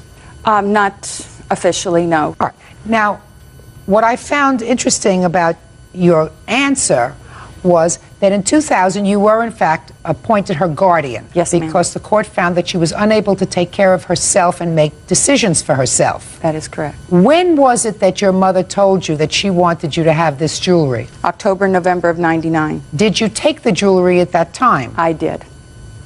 And later, early part of 2000, she asked for me to give her back her ring because she wanted to wear it. And she wore it until she died? Yes, ma'am. I do not want to get involved in, because I don't think it's necessary to estrange the two of you any further. Do you have siblings? Yes. How many? I have 3 brothers and a sister. Are you in touch with your other children, sir? Do you have any contact with your other children? Pardon me? Do you have any contact with your other No, children? I don't. So you have no contact with any of your children? I have, even my youngest boy got up and left at the funeral when my wife, her services were, and my daughter, to my immediate left, didn't even take the time to go to her mother's funeral. Ms. Weeks, very briefly, can you tell me why all of the children, from your perspective, don't have contact with their father? Your parents were married for, according to this, 47 years. Yes. My father, from the time we were small children, was very abusive towards the 5 of us children, as well as my mother. And I have the guardian ad litem report that has statements to that effect. if you would like to see that. And he was never supportive of any of our decisions or anything that we felt we wanted to do, and was very mean, has said very mean and hateful things towards my middle brother, to the point where so it's a whole history. Yeah, it's a very, very long and sordid history. But Ms. Weeks, doesn't it strike you that in early 2000, your mother wanted her wedding rings back? Why do you think she wanted her wedding rings back? She'd been married and wearing them for 40 years, and she missed wearing them. And that's usually a symbolic thing. It was a symbolic thing, yes. She missed wearing them. Yes. I understand that you had gotten a protective order so that he didn't go to the nursing home after a certain point. At what point did he stop going to the nursing home? In February of 2000 is when the order of protection was put into place due to his behavior when he did visit her and phone calls that he made when he called her there. I am going to try to resolve this issue, as I think, as wisely as I can. Your mother gave you this watch in 1999. No, the watch, Bob gave her that watch late last year. If he wants that watch back, he can have that watch back. That watch has no significant sentimental value to me whatsoever. What has value to me are my mother's things. He abandoned their home, and if I hadn't retrieved the few family heirlooms that I had retrieved from the home, they would have been in the city dump. I'm talking about these two things, Mrs. Weeks. Yes, ma'am. I'm sorry. I can understand probably each of the children wanting to have a memento, something yes, ma'am, to look at and to touch of their mothers. I can also understand from your father's perspective. Are you living alone now, sir? I'm living, I have my own room. I'm taking care of a 90 lady that will soon be 91 years old. But this is somebody that you care for, this is a job? Yes, ma'am. Tell me why you want these wedding rings back, Mr. Schroeder. I bought those rings for my wife 47 years ago. I gave my wife the first ring at her home at East Indiana when I was invited to supper by her mother, who has passed away. I feel I'm entitled to these rings. I paid for them. Since my daughter has made such terrible accusations about me, which are all unprovable, and I feel that I should have the rings and the watch back, plus other things that she took out of the home. We're not talking about other things, all right, Mr. Schroeder. We're talking about the watch and the watch. Yes, ma'am. And the rings. Now, let me ask you this question, Mr. Schroeder. Yes, ma'am. If you had to make a choice between the watch and the rings as something, as a memento, which would you want? I want them both, Your Honor. I paid for them. That's not the answer, sir. Judge Judy continues in a moment. Your children don't talk to you, Mr. Schroeder. There has to be a reason. And unless you want to live the rest of your life by yourself, I would suggest you do a little soul searching and figure out what that was. Real cases, real people. Judge Judy. Robert Schroeder says his daughter, Julie Weeks, won't return his late wife's possessions. Julie says it was her mother's wish that she have the items.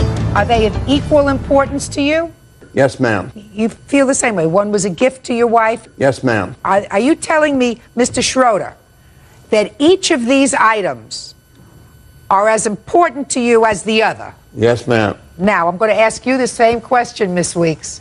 If I were to ask you which of these items, memento from your mother, is more important to you, which would it be? It would be her ring. I wear it every day. Give her, Miss Weeks, the ring. Give Mr. Schroeder the watch. Mr. Schroeder, that was the wrong answer, sir.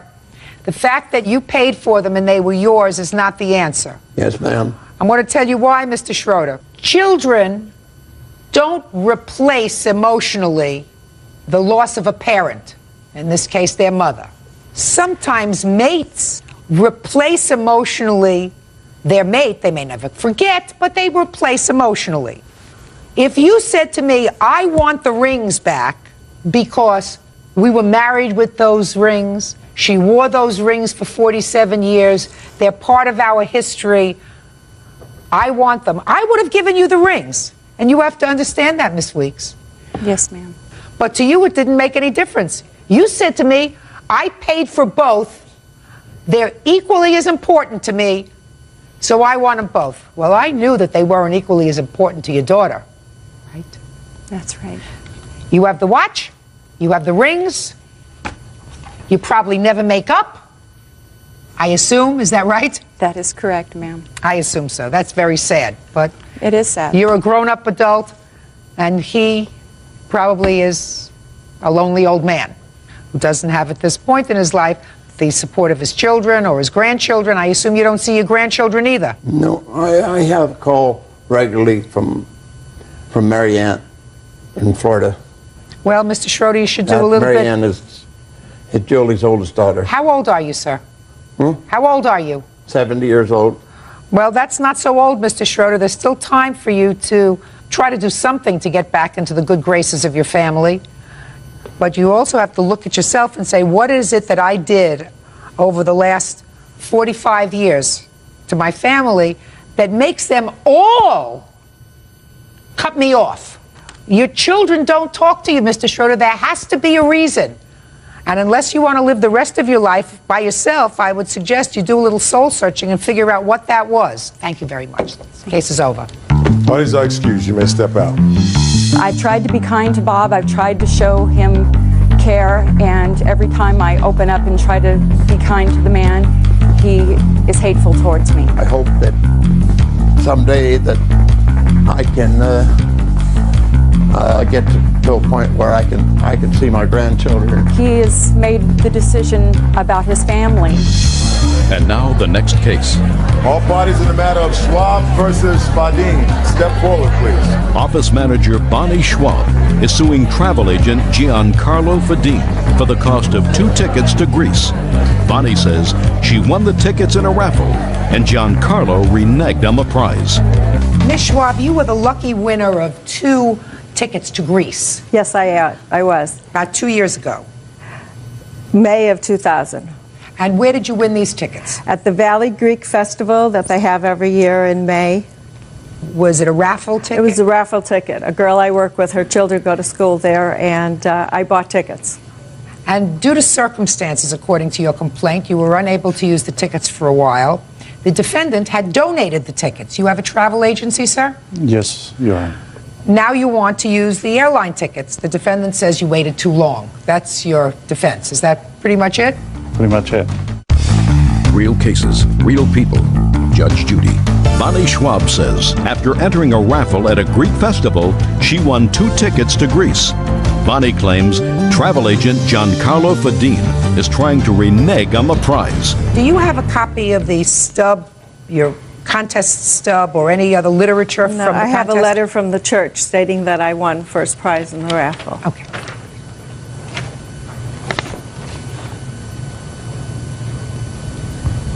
All right, and that was in May of 2000. Right. Did you schedule the trip?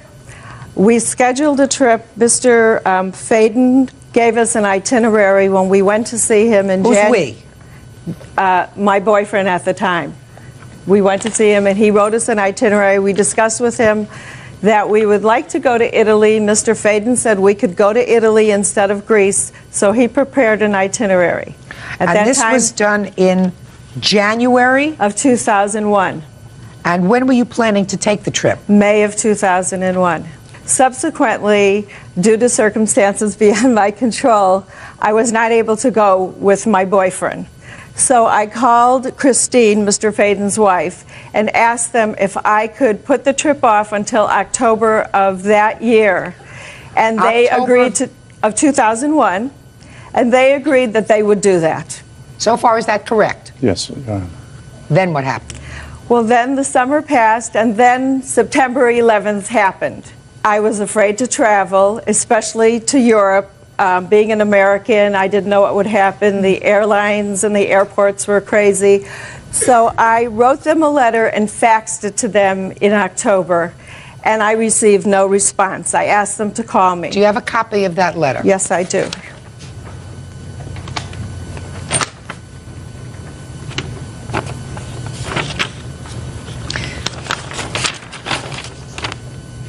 Okay, do you acknowledge receiving a letter from her? Yes, Your Honor. Okay. Your Honor, we have a standard letter that we send to the organization. We donate to the Italian community, in this case the Greek community, because we specialize travel to Europe, especially Italy and Greece.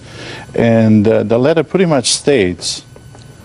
Well, let me take a look at the letter that you say that you send to everybody, but Correct. you didn't send it to the plaintiff. Well, we wouldn't have, because we would have sent it to church. No, but you, I never saw that just a letter. second. You say here that the tickets are valid for 1 year from the date of the prize drawing, and this is dated March 15th of 2000. I have no idea when this was typed, Mr. Faden, but certainly you cannot impugn the information here to the plaintiff unless it was written on the stub that, you know, grand prize, 2 tickets to Greece, trip must be taken within 1 year. We donate the tickets to the church with the intent of creating goodwill in the community. The church is then raffling and selling the tickets and collecting the money from, in this case, Ms. Swab, and we have no responsibility on that. You do. You have responsibility for the 2 tickets, sir. First of all, you agreed to put... We have donated the 2 tickets to church. No, you have donated the 2 tickets, not to St. Nicholas Church, Mr. Fade. You have donated the tickets to be used as part of a raffle. I don't see what your problem is, Mr. Faden. It would seem to be now, if you wanted to purchase 2 tickets to Greece, it would be a lot cheaper than it was 2 years ago. Well, let me explain. After September 11, my company lost $200,000. When the lady called to postpone her trip, I wasn't even sure that I would be in business the following spring. But you are in business. Well, thank you. I worked very hard for it. Good, but you are in business, so you have to give her tickets. I would like to call my witness at a certain point, Your Honor. To say what? Because she really dealt with pristine strategy most of the time. More than happy to hear from the witness if she has something else to say. No, I can stand. Your Honor, I don't know exactly what to say. I think I do understand that there was perhaps a miscommunication between the agency and the church and perhaps Ms. Schwab. However, when September 11th came, again, as Giancarlo has said, we really didn't know where we stood, and perhaps it's difficult for somebody who doesn't work in the travel industry to understand. There were literally envelopes, I mean loads of tickets coming back. Every phone call was a cancellation. It came so late. It came 2 years later, and I understand well, it didn't come 2 years later. It came 1.5 years later. 1.5 years and later. You had already agreed to allow her to take the trip in October. I understand that. So but if you allowed her to take the trip in October, despite the fact that you really didn't have any choice, but you said, okay, you want to travel in October, and then the events of September 11th, which you acknowledge devastated your business. Totally. You had no time to respond to this letter that she sent. No, because you were really. trying to keep your heads above water. Correct. So you acknowledge that it was a tumultuous time. Absolutely. In your world, it was this important. This whole trip was this important as it related to the rest of the world. But bottom line is, you donated these tickets. She wants the tickets. She feels comfortable enough now that the world has calmed down enough so she's prepared to travel. And you have to furnish her the 2 coach class tickets that she won, that you donated.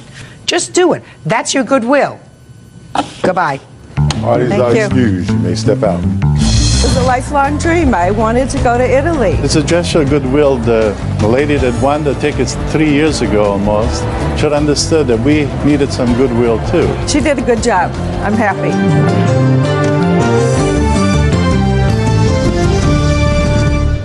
For first, she got the call. This woman stated that she had had sex with him. She was a prostitute. Then she got scared. I told him I wanted to be tested because I wanted to leave him. Something came back saying that something was wrong with me. But did she try to get even? She sent flyers all through my work. This is a very, very nasty flyer. I almost lost my job. Obnoxious, defamatory on purpose. He keyed your car and then he damaged your sunroof and other parts of the car because he was angry. Second part of your claim is that he had agreed to pay for some medical tests for you, and while he gave you some money towards the medical tests, that's what he said, the amount of money that he gave you was not sufficient. But he said, I only agreed to give her $200. Any other tests that she did were tests that she decided to do on her own.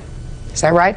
Correct, Your Honor. You also, Mr. Miles, acknowledge that you did cause some damage to the car, but you say that you did pay for that damage, and you're going to prove that to me, right? Correct. So, how long were you dating before you got into this argument with him? I met him on Valentine's Day, and he did the damage to the car when he keyed the car in April. April of what year? Of last year. So in April of 2001, he keyed your car? Yes. Tell me about that. Okay, we got in an argument due to, because we were dating, and a woman had called the home, my home. She said that she just got out of jail and that Steve had come to pick her up and she'd spent some time with him. So we got an argument over that, and I told him I didn't want to see him anymore, and he was drunk as usual. And he left, and I spoke with a neighbor. They said that they saw him. Don't tell me what a neighbor saw. Oh, I know. I personally didn't see it, but he laughed at me later to my face and said, ha, ha, ha. Okay? Later on, the woman had called, because he left when he was at work, he had left his cell phone at home, and I answered it. And it was the same woman. Well, this woman was all messed up or something, I don't know. She stated that she had had sex with Mr. Miles. That just hurt me so bad. So I told him that due to the fact that I found out that she was a prostitute and coming out of jail, that I wanted to be tested because I wanted to leave him, and that was only fair. So he admitted that it was his fault, that much in fact he owed me that he would take me to the doctor and pay for all doctor bills. When we went to the doctor, he didn't give me any money. I haven't received a dime. My doctor bills come to $790.50. And at the end of it, it was so ugly when he moved in with me in my apartment on Grand. You're rambling. Okay, no. It's very, no, You're rambling. Okay, all right. Anyway. So let me understand this. It's simple. Your car was keyed, but you didn't see him do it. And your proof is that he looked at you and laughed and said, ha, ha, ha. That's your proof. What other damage was done to the car? He took my car drunk to the car wash. He obviously had pushed a button in the middle console. When was this? I'd say middle May. Because we took the car into the shop. This was after this woman called you on the telephone? Yes. You took the car with him? You let him take the car? Were you still together? Yes, because we had just got through moving. I was having a nervous breakdown. Just a second. So you were still together at that point? Yes. And when did he key your car? What month? April. So after he keyed your car, you still lived with him? Yes. And then he took the car drunk in May? Yes. Do you drink too? Occasionally, but I don't drink and drive. But you drink too? Occasionally. Yes. And you drink a little or a lot? On occasions, I do drink. How about today? No. How about today? No. What's the matter? No. What's the matter? Just listening. Okay. When did you go to the doctor? 6/12. And when had you received the telephone call from this woman? 2 weeks prior, because she said he had to get some money to take me to the doctor. Well, after he'd agreed to pay so much money, the lab reports came back, and that ended up costing so much more money that he was unaware of, so I sent him. And when did you finally separate? He wouldn't leave the home because it's a law that you have to serve somebody and give them 30 days to leave. So I had to leave my own home and go to Alaska, leaving him in charge of my home and my animals. He destroyed my home, didn't feed my animals, wouldn't let my maids in to clean it. Could you just tell me when you separated? We separated when I returned from Alaska July 9th. And Your Honor, you could see that I need a follow-up because something came back from saying that something was wrong with me, and due to the financial status that he left me in, I have been unable to return to the doctor to find out what is wrong with me. So I've lived with it for months, freaking out, thinking what is wrong, and I can't afford to go back because I'm a single mom. I just paid for my daughter's wedding and picking up his end of my rent. Let me explain something to you. If you think you have something wrong with you physically, you take care of that before you pay for your daughter's wedding. Don't talk stupid. Don't talk really stupid, because these tests are over a year old. I sent them to him. He refuses to pay me. I'm not talking about him refusing to pay you. I'm talking about if you think that there's something wrong with you physically. Your Honor, I don't have insurance and I don't have the money, and it's cost a ton. How much was your daughter's wedding? $3,000. You paid for that? You just told me? She's entitled to that, Your Honor. I had promised her that. That's great. That's great. But if you think there's something physiologically wrong with you, then you take care of that before you take care of anything else. That's why I'm anything. So don't be foolish. Don't be foolish. I mean, don't say stupid things to me, because if you say stupid things to me, it presupposes that I'm stupid. And I don't like people to think I'm stupid. Old, maybe. Stupid, never. Judge Judy continues in a moment. Don't care. This is proof, Your Honor. Don't care. This is why I came to you, because I know you're very fair. And I am very fair and very short-tempered. Real cases, real people. Judge Judy. Karen Holmeson claims ex-boyfriend Carrie Miles owes for damage to her car and for the cost of blood tests after he had an affair with a prostitute. Carrie is countersuing for defamation of character. All right. Mr. Miles, I'm going to hear from you, sir. Let's start with the car. Okay, I did not key her car. Fine, let's talk about what you did to her car. Okay, I did take it to the car wash. When you were drunk? No, I wasn't drunk. What'd you take it to the car wash for, sir? Because she wanted it to be washed. Yeah. So I had it washed for her, brought it back, left it at her house. I took off, went back home. She calls me up about 3 or 4 days later and says that she was out driving and the sunroof come off and that I broke the sunroof. I can't prove that I did or I didn't. I took responsibility. I took it down to the Porsche dealer. I paid $800 to have it fixed, and that was the end of the car situation. I would never touch that car because of that. What about the medical test? I did agree to have an AIDS test. Stop playing with your papers. I can't hear him. And when it finally came to an end, yes, it was a very bad situation. So yeah, she sent a bill. I have one bill here for $558, and then now she's saying it's $800 and something. No, it was not.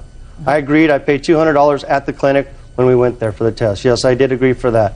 I did pay that, and that was that. Would you ask him if this is his signature, please?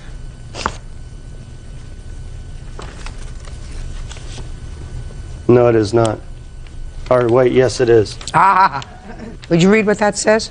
It says, I, Carrie Stephen Miles, will pay Corinne $350 on Friday 18th and $25 and take you to the doctor on Tuesday the 22nd. So did you give her $350? Yes, I did. Show me. I don't have a receipt for it, Your Honor. Well, show me a check. I don't have a check for it. So? Is this the note that he signed for you? Yes, Your Honor. There's also another one stating that he would pay for all of the car and all of the lab. Well, I don't have a note for that. Is that okay that I reach in here now that he's not? Now you have. Now you can do that. Thank you very much. Here's this one. Here's also. Oh gosh. Okay. Here also is for the car damages. Would she like to see that?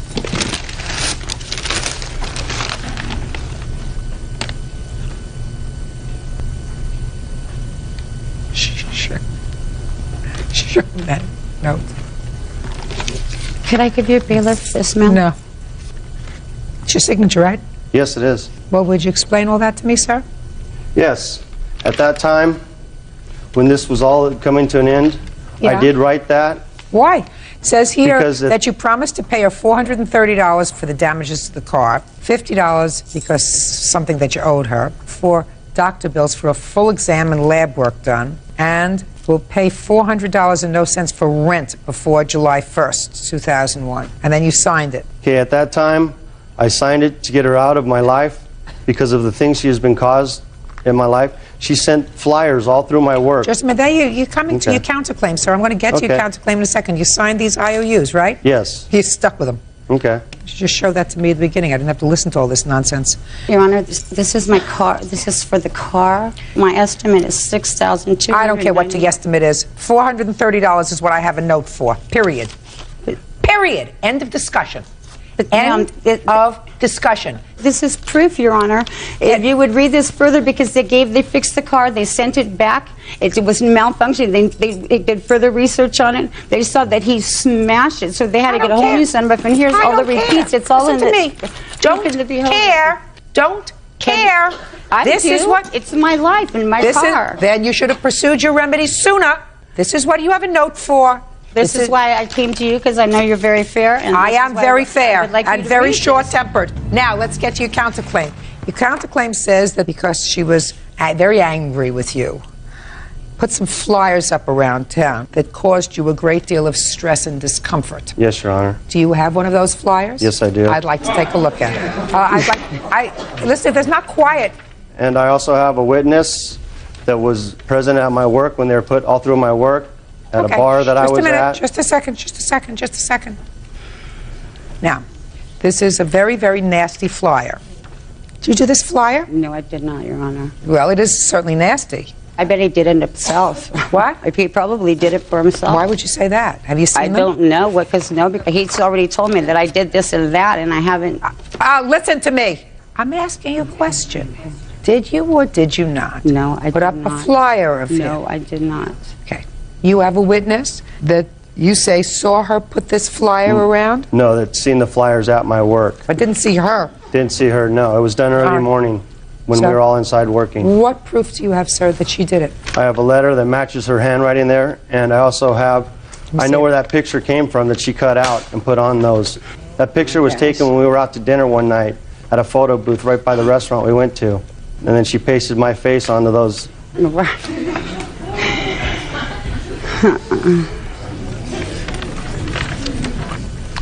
Where did this note come from? She sent it to my house. On the back of the bill from the doctor. Right, because that's the note she sent to my house. And I also have a letter from my work stating that the flyers were put up all around my work. Just a minute.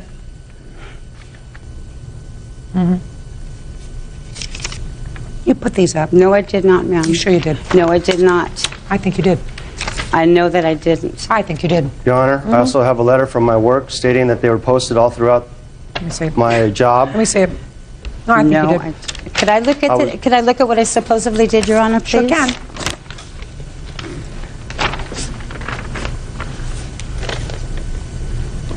That is absolutely not my writing. That is absolutely not my writing. Well, what about the benefit of a doubt? Just a second. What about the letter? Is that your writing? Oh, the letter is most definitely my writing. It's the same writing. No, it is not. Can I please have that back? That is not, and I did not do that. The police called me up, and I was at home sleeping. I got a phone call from the Garden Grove Police Department in the morning, woke me up. Okay. I did not do that, and that is a lie. And I am not a liar. Whether you did it or whether you caused it to be done, madam, I believe it is my responsibility to weigh by a preponderance of the evidence whether I believe that he has sustained his burden on his counterclaim. I believe that he has. That is not my writing, and if you want to see me, that is not my writing. Your Honor. Go ahead. I also have a witness. He's a fellow co-worker that was a witness that I had dropped my keys into the ocean. She had a set of my keys and would not give them back until I gave her money. That's one of the reasons I signed that thing. She still wouldn't give me back my keys. I don't care why you signed it. You signed it. You're correct. Do you understand? Yes, I do. You signed it. Now, what were the ramifications of having these things posted around your job? A lot of humor and a lot of humiliation. Yeah, I think They were so. around my work. They were at the local bar that I go to, and they were around my neighborhood.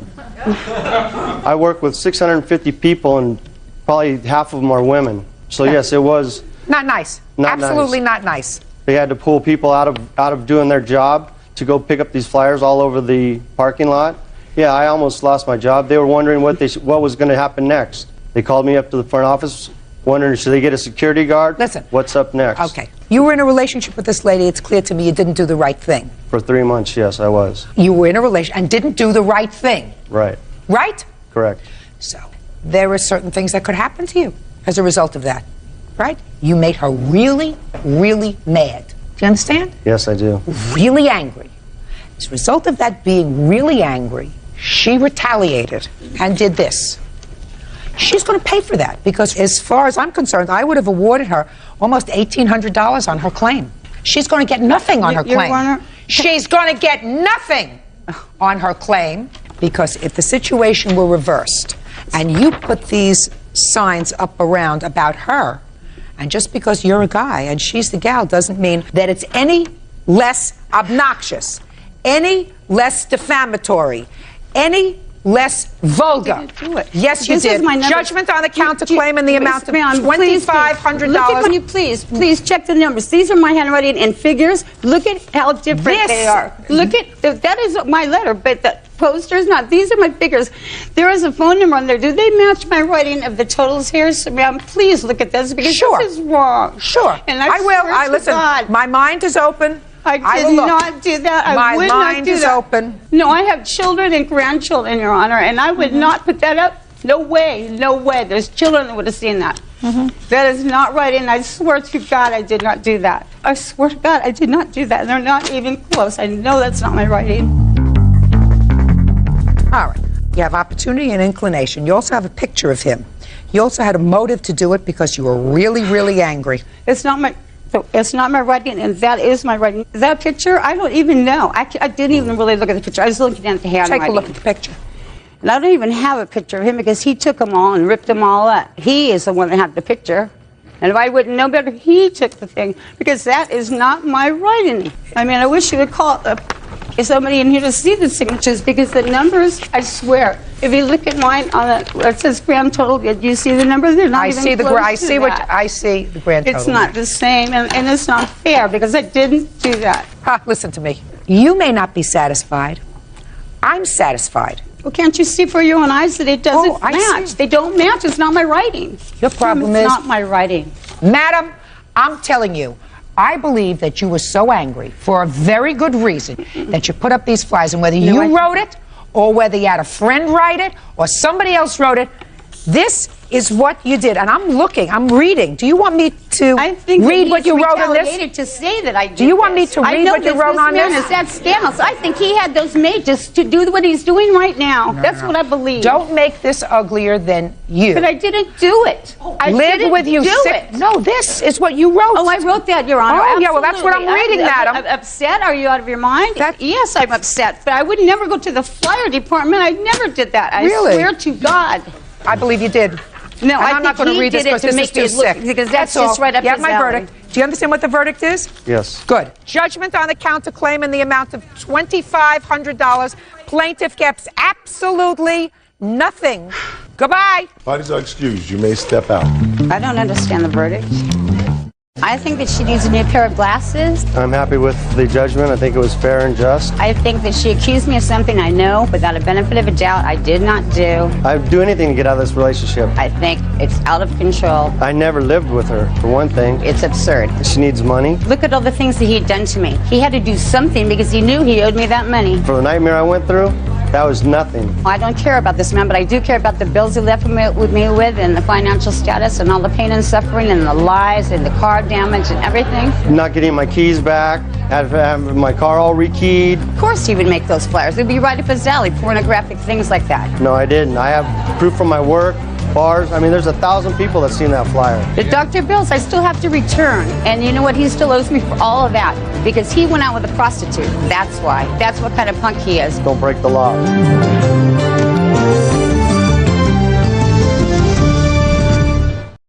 There's something about Karen that doesn't add up. It was just Karen's behavior. You call that? Is that correct? That's correct. And the defendants say that they had some business dealings with you. They found your conduct unacceptable. They reported that to your boss, and they had a legitimate right to do that. Yes, Your Honor. Okay. What kind of business were you in? I sold gutter cover to keep debris out of gutters. And how long had you worked for them? About 4 or 5 months. How did you find the defendants, or they found you? They called in, I think, on a radio ad. Is that true? That's correct, Your Honor. Yeah. Okay. What happened that caused you to call and make a complaint about the plaintiff? Your Honor, basically it was just Karen's behavior. We were very interested in the product. It looked very good, and I expressed to her in the beginning. Tell me what the product looks like. It's actually a sheet metal device that goes over your gutter to deflect the needles and leaves off the gutter and allow the water to go in. Awesome product. Anyhow, we were very interested in the product. Karen came out to the house. We asked her to do an estimate. She left me with a tape and a sample of the product. I expressed to her that I wanted my wife to see the tape because she wasn't home at the time. What date was that? I believe that was the Saturday, the 24th, I believe was that was the date, yeah. Anyhow, she expressed to me that she needed the tape back. It was her last tape. I clearly understood that and promised her we'd get it back to her. My wife got home late that evening, didn't get a chance to view the tape.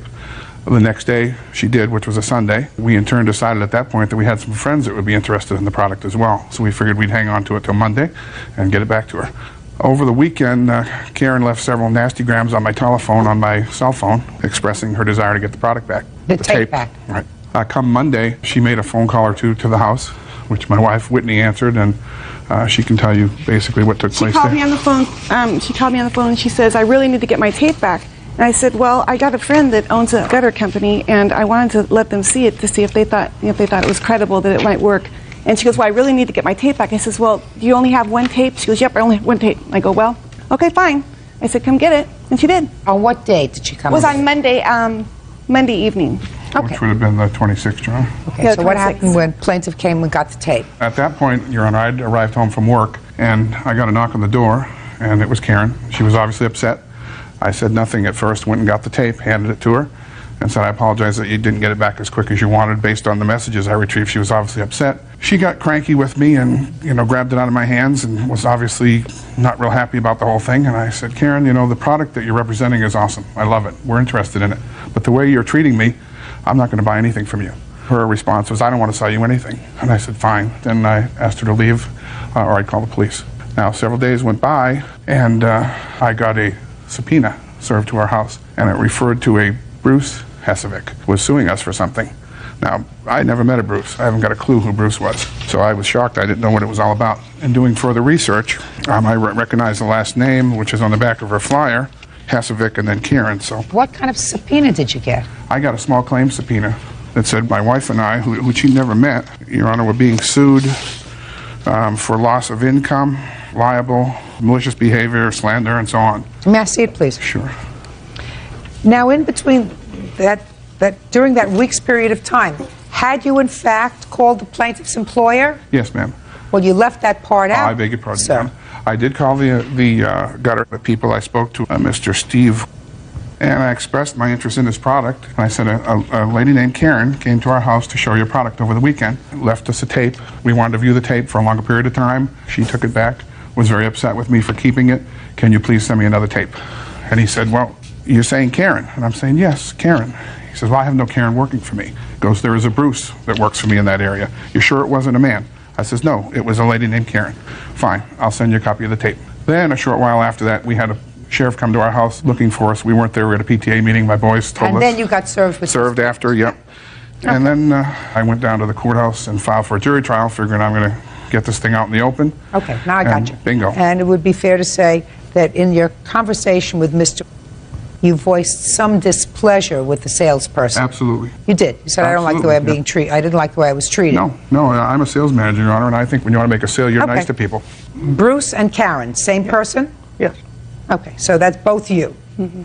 Now, when you went to work for this gutter cover company, did you interview with this Mr.? Yes. I actually did sales before I ever met him, and then... For the same company? Yeah, I was working for the previous franchisor, and he came down after that. I sold several deals before that. When you interviewed and worked for them previously, you worked for them as Bruce. Right. To your knowledge, did this Mr.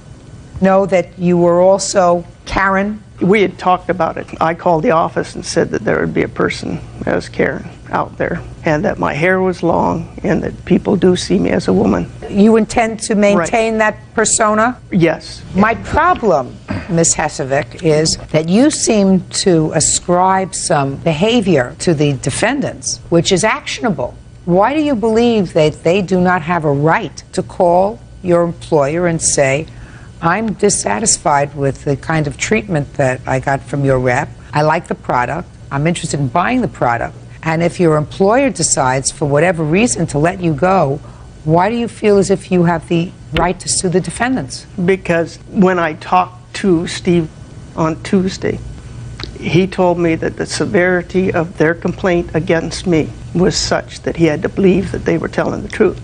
I told him they were not telling the truth, And then I told him exactly what happened. And as she said, she told me to come out and pick up the tape. On the phone call, she did not say that. She hung up on me. And I have copies of the phone call that was made to him. He said I made several threatening phone calls. You went out there to get the tape? Yes. No, I said What nasty grams. I didn't say phone call. Nasty grams. Yeah, on my cell phone. When you went out there to get the tape, tell me what happened. Well, I got out of my car. Their kids yelled from the top of the deck that the lady from the gutter is here. And I heard her yelling at her kids, I don't want to talk to her. Tell them to go down to the basement door and talk to the father. And so they came out and told me that. So I went around under the deck into the basement door that they have there. He opened the door part way and handed me the tape, and he said some remarks to me, and I said, well, you promised to have it back to me by 5 p.m. on Saturday. I said, you never called? He said, oh yes I did, but I was at home from 3 o'clock all the way till 10 o'clock at night. There wasn't one phone call. I have a message machine on my machine. There you go. That's why you didn't answer it. And sorry. No messages were even left. Nope. That's true. So, yeah. So? And, yeah, so he didn't call to say he wasn't going to meet me. He could have left a message machine on there. He knew that the So tape what did you was say important. to him?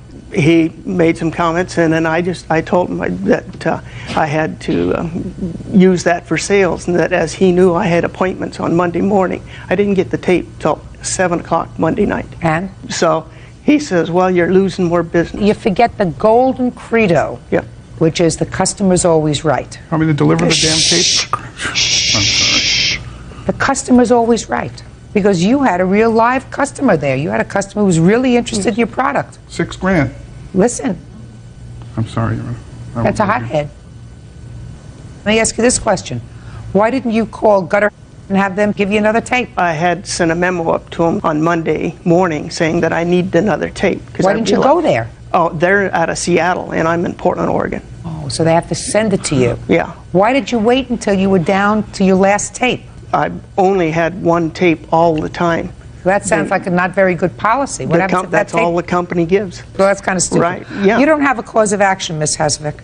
He has an absolute right to call the company and say, I don't like her attitude. I don't like the way she spoke to me. I was interested in your product. I'm still interested in your product. He's not trying to put one over on these people. He's calling and saying, listen, your lady who you sent out here was rude.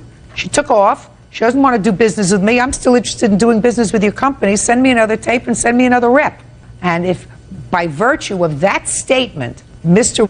let you go as the rep for the company in your area, so be it. It may also have been that Mr., and I don't know, he's not here, was not happy about not knowing what gender person was going out. He thought it was one gender and it turned out to be a different gender. That's possible too. That coupled with what they said, listen, I don't need this aggravation.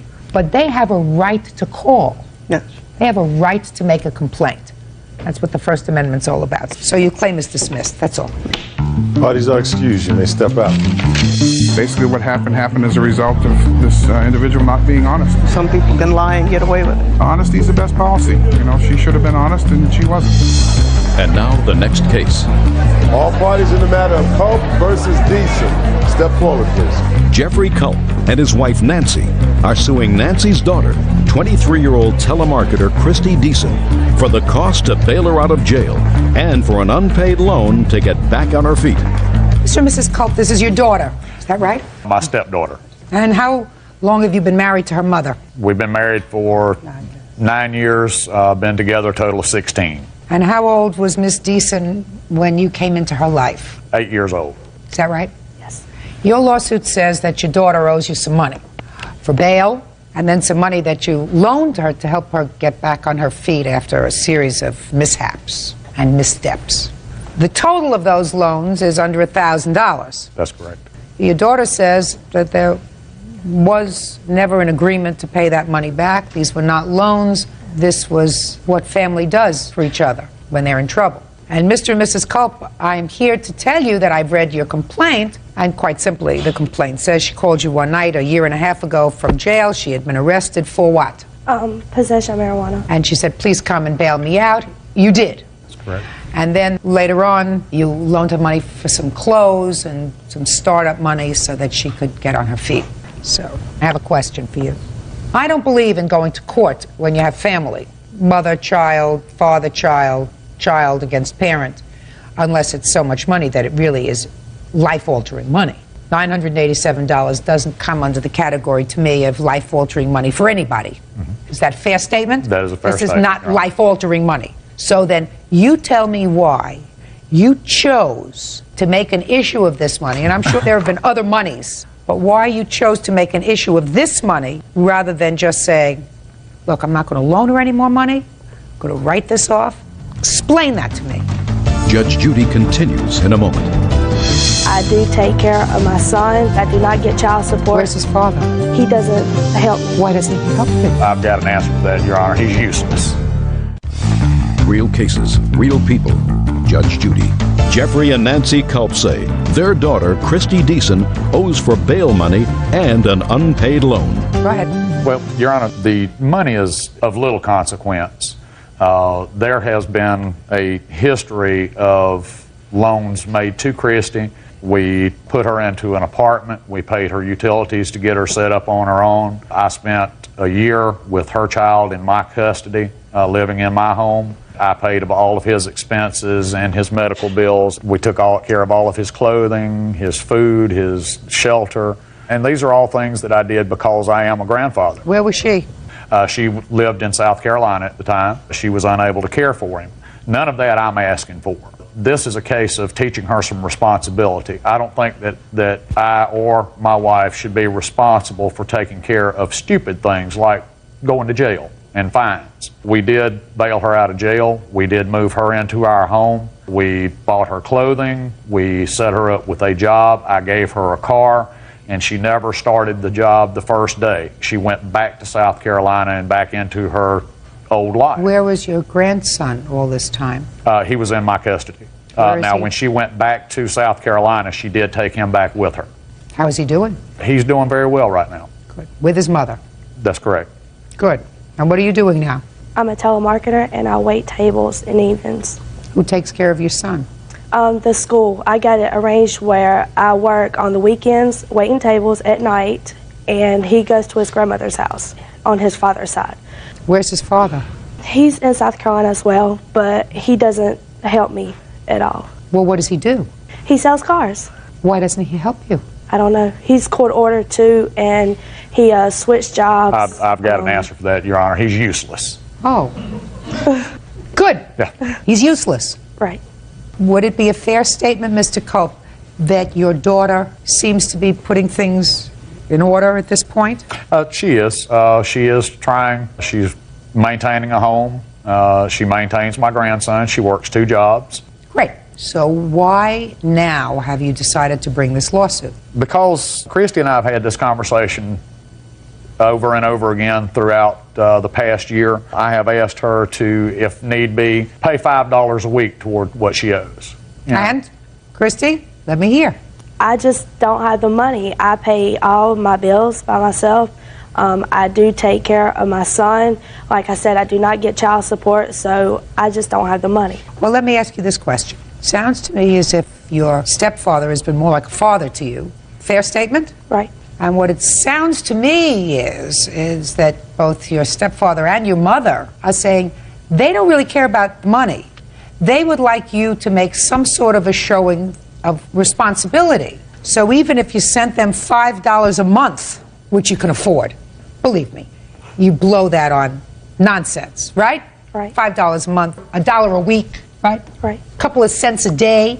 They would like you to say to them, by that demonstration, I'm acknowledging that I am responsible for these things. My fines, my bail, the things that I did to get myself into trouble. You have a problem with that? Well, I think, I helped my parents out when he was in time of need. I was 16. I was going to school. I was working in the evenings after school. I would give them my check every week to help pay bills. And I figured I did this for 2 years. When I helped them, I figured that in a time Were you of also living in the house? I was. Were you also Your eating? Honor, we're talking about a 16-year-old child that worked 10 to 12 hours a week in a fast food restaurant and brought me $20 to feed her and her child. I worked more than that. Fine. How much money did you give them? It was almost $200 every week. Yeah, because I worked all day on Saturday and Sundays. And then during the week, after school, I would go in at 5 and I wouldn't get out of there until 11 o'clock at night. And who was taking care of your son? My parents did help until my dad couldn't do it anymore and my guidance counselor decided to help me. But they did, for a while. Right. Quite a while, Your Honor. How long is quite a while? We did this for 2 years. Now, Ms. Deason, what I'm suggesting to you is that you were found guilty and were arrested for the commission of a crime. It may have been your time of need, but when a court says, I want you to pay this fine, they don't mean I want your parents to pay the fine. You're supposed to pay the fine to teach you a lesson. Do you understand? There's a difference. You're supposed to pay the fine so that it hurts you in the pocketbook, not so that it hurts them in the pocketbook, so that it hurts you. That's different from if the family loses a job or something and everybody has to pitch in a little bit more, or if you go have a baby when you're 15 years old so that the household needs more money so that you're helping out a little bit more and they're helping out a little bit more. That's what family does for each other. But when you commit a crime and you're ordered to pay a fine, it's supposed to hurt you. It's supposed to make you think twice about doing it again. Do you understand? Yes.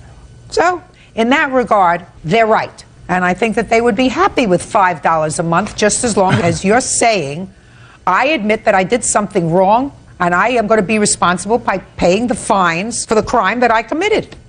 Fair? Very fair, Your Honor. Very good. On those terms, judgment for the plaintiff in the amount of $987. That's all. Thank you, Your Honor. Parties are excused. You may step out. This had nothing to do with the money. It was all about teaching her some responsibility for her actions. I still don't believe I owe them. Well, I just hope that she takes learning some responsibility. They are my parents.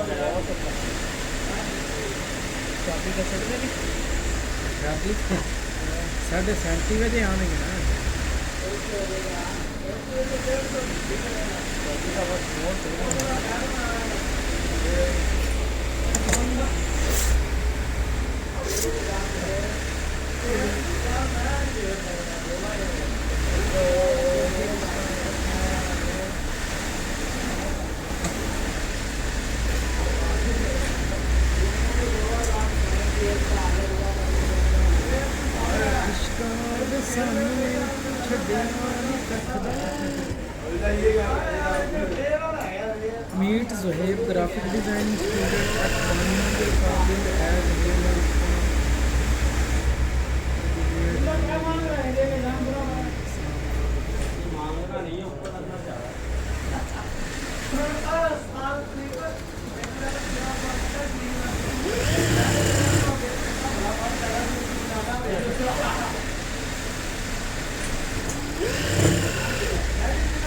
किधर गया थी किमे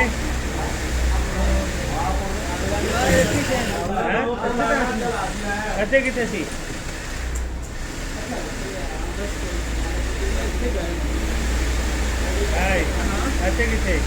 कितने Bhavnagar doctor है भाई ने बुलाया था हाँ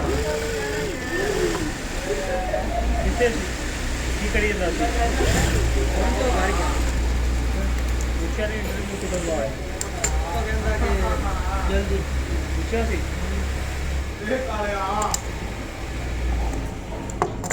बुला दे यार कोई